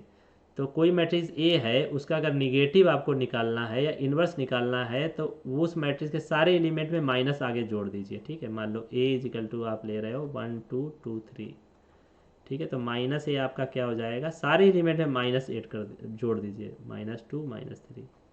आप अगर ए माइनस ए निकालेंगे तो जीरो ही नल मैट्रिक्स मिल जाएगा, ठीक है। तो ये आप समझ लीजिए यहाँ पे, ठीक है। अब सब्ट्रैक्शन ऑफ टू मैट्रिसेस क्या है, A minus B is equal to A plus minus B, ठीक है। तो मान लो ए आपका दिया है 1 2 3 4, ठीक है, और बी आपका दिया है 5 6 7 2, ठीक है। तो ए माइनस बी का मतलब क्या हुआ, ए प्लस माइनस बी, ठीक है। तो ए कितना है 1 2 3 4, ठीक है, प्लस कर दीजिए माइनस बी, तो कितना आ जाएगा -5 -6 -7 -2। अब इसको घटा लीजिए, तो 1 -5 क्या आ जाएगा, -4, ठीक है। 2 -6 क्या आ जाएगा, -4, 3 -7 क्या आ जाएगा, -4, और 4 -2 2, ठीक है। तो ये आंसर आ गया आपका। तो ये आप देख लीजिए, ठीक है, सब्ट्रैक्शन ऑफ टू मैट्रिसेस देख लीजिए। फिर ये वाले 2 और मोर प्रॉपर्टीज हैं। Cancellation laws hold good in the case of addition of matrices. So यहाँ पे फिर वही बात मैं बता रहा हूँ कि ये ए जो है लेफ्ट हैंड साइड से कैंसिल हो रहा है, तो इसको बोलेंगे लेफ्ट कैंसिलेशन लॉ। इस वाले में ए जो है राइट हैंड साइड से कैंसिल हो रहा है, तो इसको बोलेंगे राइट कैंसिलेशन लॉ। बस सेट कर दीजिए सारी ज़िंदगी भर के लिए, A plus B is equal to A plus C. अगर ए आप लेफ्ट हैंड साइड में काट रहे हैं तो लेफ्ट कैंसिलेशन लॉ होगा। अगर B plus A equal to C plus A है, आप राइट हैंड साइड में ए काट रहे हैं तो वो बी इजिकल टू सी हो जाएगा, राइट कैंसिलेशन लॉ। तो बहुत ईजी है, जो भी गिवन है A plus B is equal to A plus C जो गिवन है, देखिए यहाँ से हमें प्रूव क्या करना है, हमारा क्लेम है या प्रूव करना है बी इजिकल टू सी दोनों केस में। ये हमें दिमाग में रखना है कि हमें ये प्रूफ लाना है, ठीक है। जो गिवन है वो रखिए, गिवन क्या है, A plus B is equal to A plus A. दोनों तरफ क्या करिए, माइनस ए से जोड़ दीजिए, माइनस ए दोनों साइड जोड़ दीजिए, ठीक है। फिर क्या कर दीजिए, बाई एसोसिएटिव लॉ लगा दीजिए, मैट्रिक्स केस में एसोसिएटिव लॉ लगा दीजिए, एसोसिएटिव लॉ लगा दीजिए। तो ये क्या है, माइनस ए प्लस ए हो जाएगा, plus B is equal to minus A plus C आ जाएगा। तो माइनस ए प्लस ए क्या आएगा, zero, plus B is equal to zero plus C. अभी आपने जस्ट प्रूव किया कि बी मैट्रिक्स है, उसमें अगर जीरो मैट्रिक्स से जोड़ोगे तो बी ही रहेगा, तो बी इजिकल टू सी आ गया। तो ये मैंने प्रूव किया लेफ्ट कैंसिलेशन लॉ। सिमिलरली आप प्रूव कर सकते हैं राइट कैंसिलेशन लॉ, ठीक है। अब बात करते हैं last slide. The equation A plus X is equal to zero, अगर कोई इक्वेशन है A plus X equal to zero तो वो has a unique solution in the set of all m cross n matrices. तो ये आपको प्रूव करना है कि ए plus X is equal to zero है, वो यूनिक सोल्यूशन रखेगा, ठीक है। तो पहले आपको फाइंड करना है सोल्यूशन क्या होगा पहले। So let A be an m cross n matrix and let x is equal to minus A. तो मैं चेक करना चाह रहा हूँ कि x is equal to minus A इसका सोल्यूशन है या नहीं है। तो अगर यहाँ x is equal to minus A रखा और आपको जीरो मिल गया तो इसका मतलब वो इक्वेशन को सेटिस्फाई कर रहा है। So then X is also an M cross N matrix and we have A plus X is equal to A plus X is equal to value रख दीजिए माइनस ए, तो ए माइनस ए क्या आ गया, जीरो आ गया। तो मतलब क्या हो गया, एक्स इजिकल टू माइनस ए इस इक्वेशन को सेटिस्फाई कर रहा है, तो मतलब वो क्या हो गया, सोल्यूशन हो गया। So x is equal to minus a is an m cross n matrix such that a plus x is equal to 0। अब आपको प्रूव करना है कि वो यूनिक सोल्यूशन होगा। तो जब भी कभी भी मैथमेटिक्स में आपको प्रूव करना हो कोई सोल्यूशन यूनिक होगा तो अज्यूम कर लीजिए कि सोल्यूशन यूनिक नहीं होगा। मान लो वहाँ पे दो सोल्यूशन होंगे और बाद में प्रूव कर दीजिए कि दोनों सोल्यूशन बराबर हैं, इक्वल आ रहे हैं, ठीक है। तो यहाँ पे भी सेम चीज़ करेंगे, let x1 and x2 be two solutions of the equation a plus X equal to zero. तो x1 इसको सेटिस्फाई करेगा इस इक्वेशन को, x2 भी सेटिस्फाई करेगा इस इक्वेशन को, तो क्या मिलेगा, a प्लस एक्स1 जीरो हो गया, a प्लस एक्स2 जीरो हो गया। तो a प्लस एक्स1 जीरो है तो यहाँ पे ऐसे ले सकते हैं, a plus X one is equal to zero और ये जीरो बराबर है a प्लस एक्स2 के, a काट दीजिए तो आपको क्या मिल गया, x1 इज इक्वल टू एक्स2 मिल गया लेफ्ट कैंसिलेशन लॉ से, ठीक है। तो आज के लेक्चर में मैंने आपको बहुत सारी चीज़ें पढ़ाई, ठीक है। अगर आपने अभी तक वीडियो लाइक नहीं किया है तो प्लीज़ लाइक कर दीजिए। अगर हमारे चैनल को सब्सक्राइब नहीं किया है तो प्लीज़ चैनल को सब्सक्राइब कर दीजिए। और अगर आपको मेरा टीचिंग बहुत अच्छी लगी हो, पसंद आई हो, तो आप अपने जूनियर सीनियर्स और फ्रेंड्स को ज़रूर शेयर करिए, ठीक है। तो आगे की क्लास में मैं आपको मैट्रिक्स मल्टीप्लिकेशन पढ़ाऊँगा और उससे रिलेटेड कॉन्सेप्ट दूँगा, ठीक है। तो हम धीरे धीरे ये कॉन्सेप्ट डेवलप करेंगे।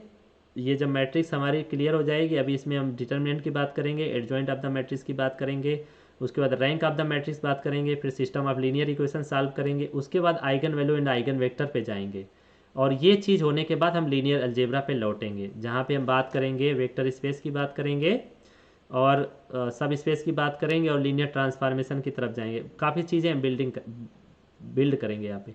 तो अगर हमारा मैट्रिक्स का कॉन्सेप्ट बहुत ही ज़्यादा क्लियर होगा तो हम लीनियर अलजेब्रा बहुत आसानी से और अच्छे से समझ पाएंगे, ठीक है। तो हम अब अगले लेक्चर में मिलेंगे। आशा करता हूँ कि आपको सब कुछ अच्छे से समझ में आया होगा। अगर आपका कोई डाउट हो, क्वेरी हो, फीडबैक हो, निगेटिव या पॉजिटिव, आप ये smmathforum@gmail.com पे प्लीज़ कांटेक्ट करके मुझे बता दीजिए। Thank you so much. अब हम मिलेंगे नेक्स्ट सेशन में जल्द। ख्याल रखिए, अच्छे से ख्याल रखिए और ईमानदारी से पढ़िए, ठीक है। आपको सफलता मिल जाएगी, मेरा बेस्ट विशेष है आपको। Thank you.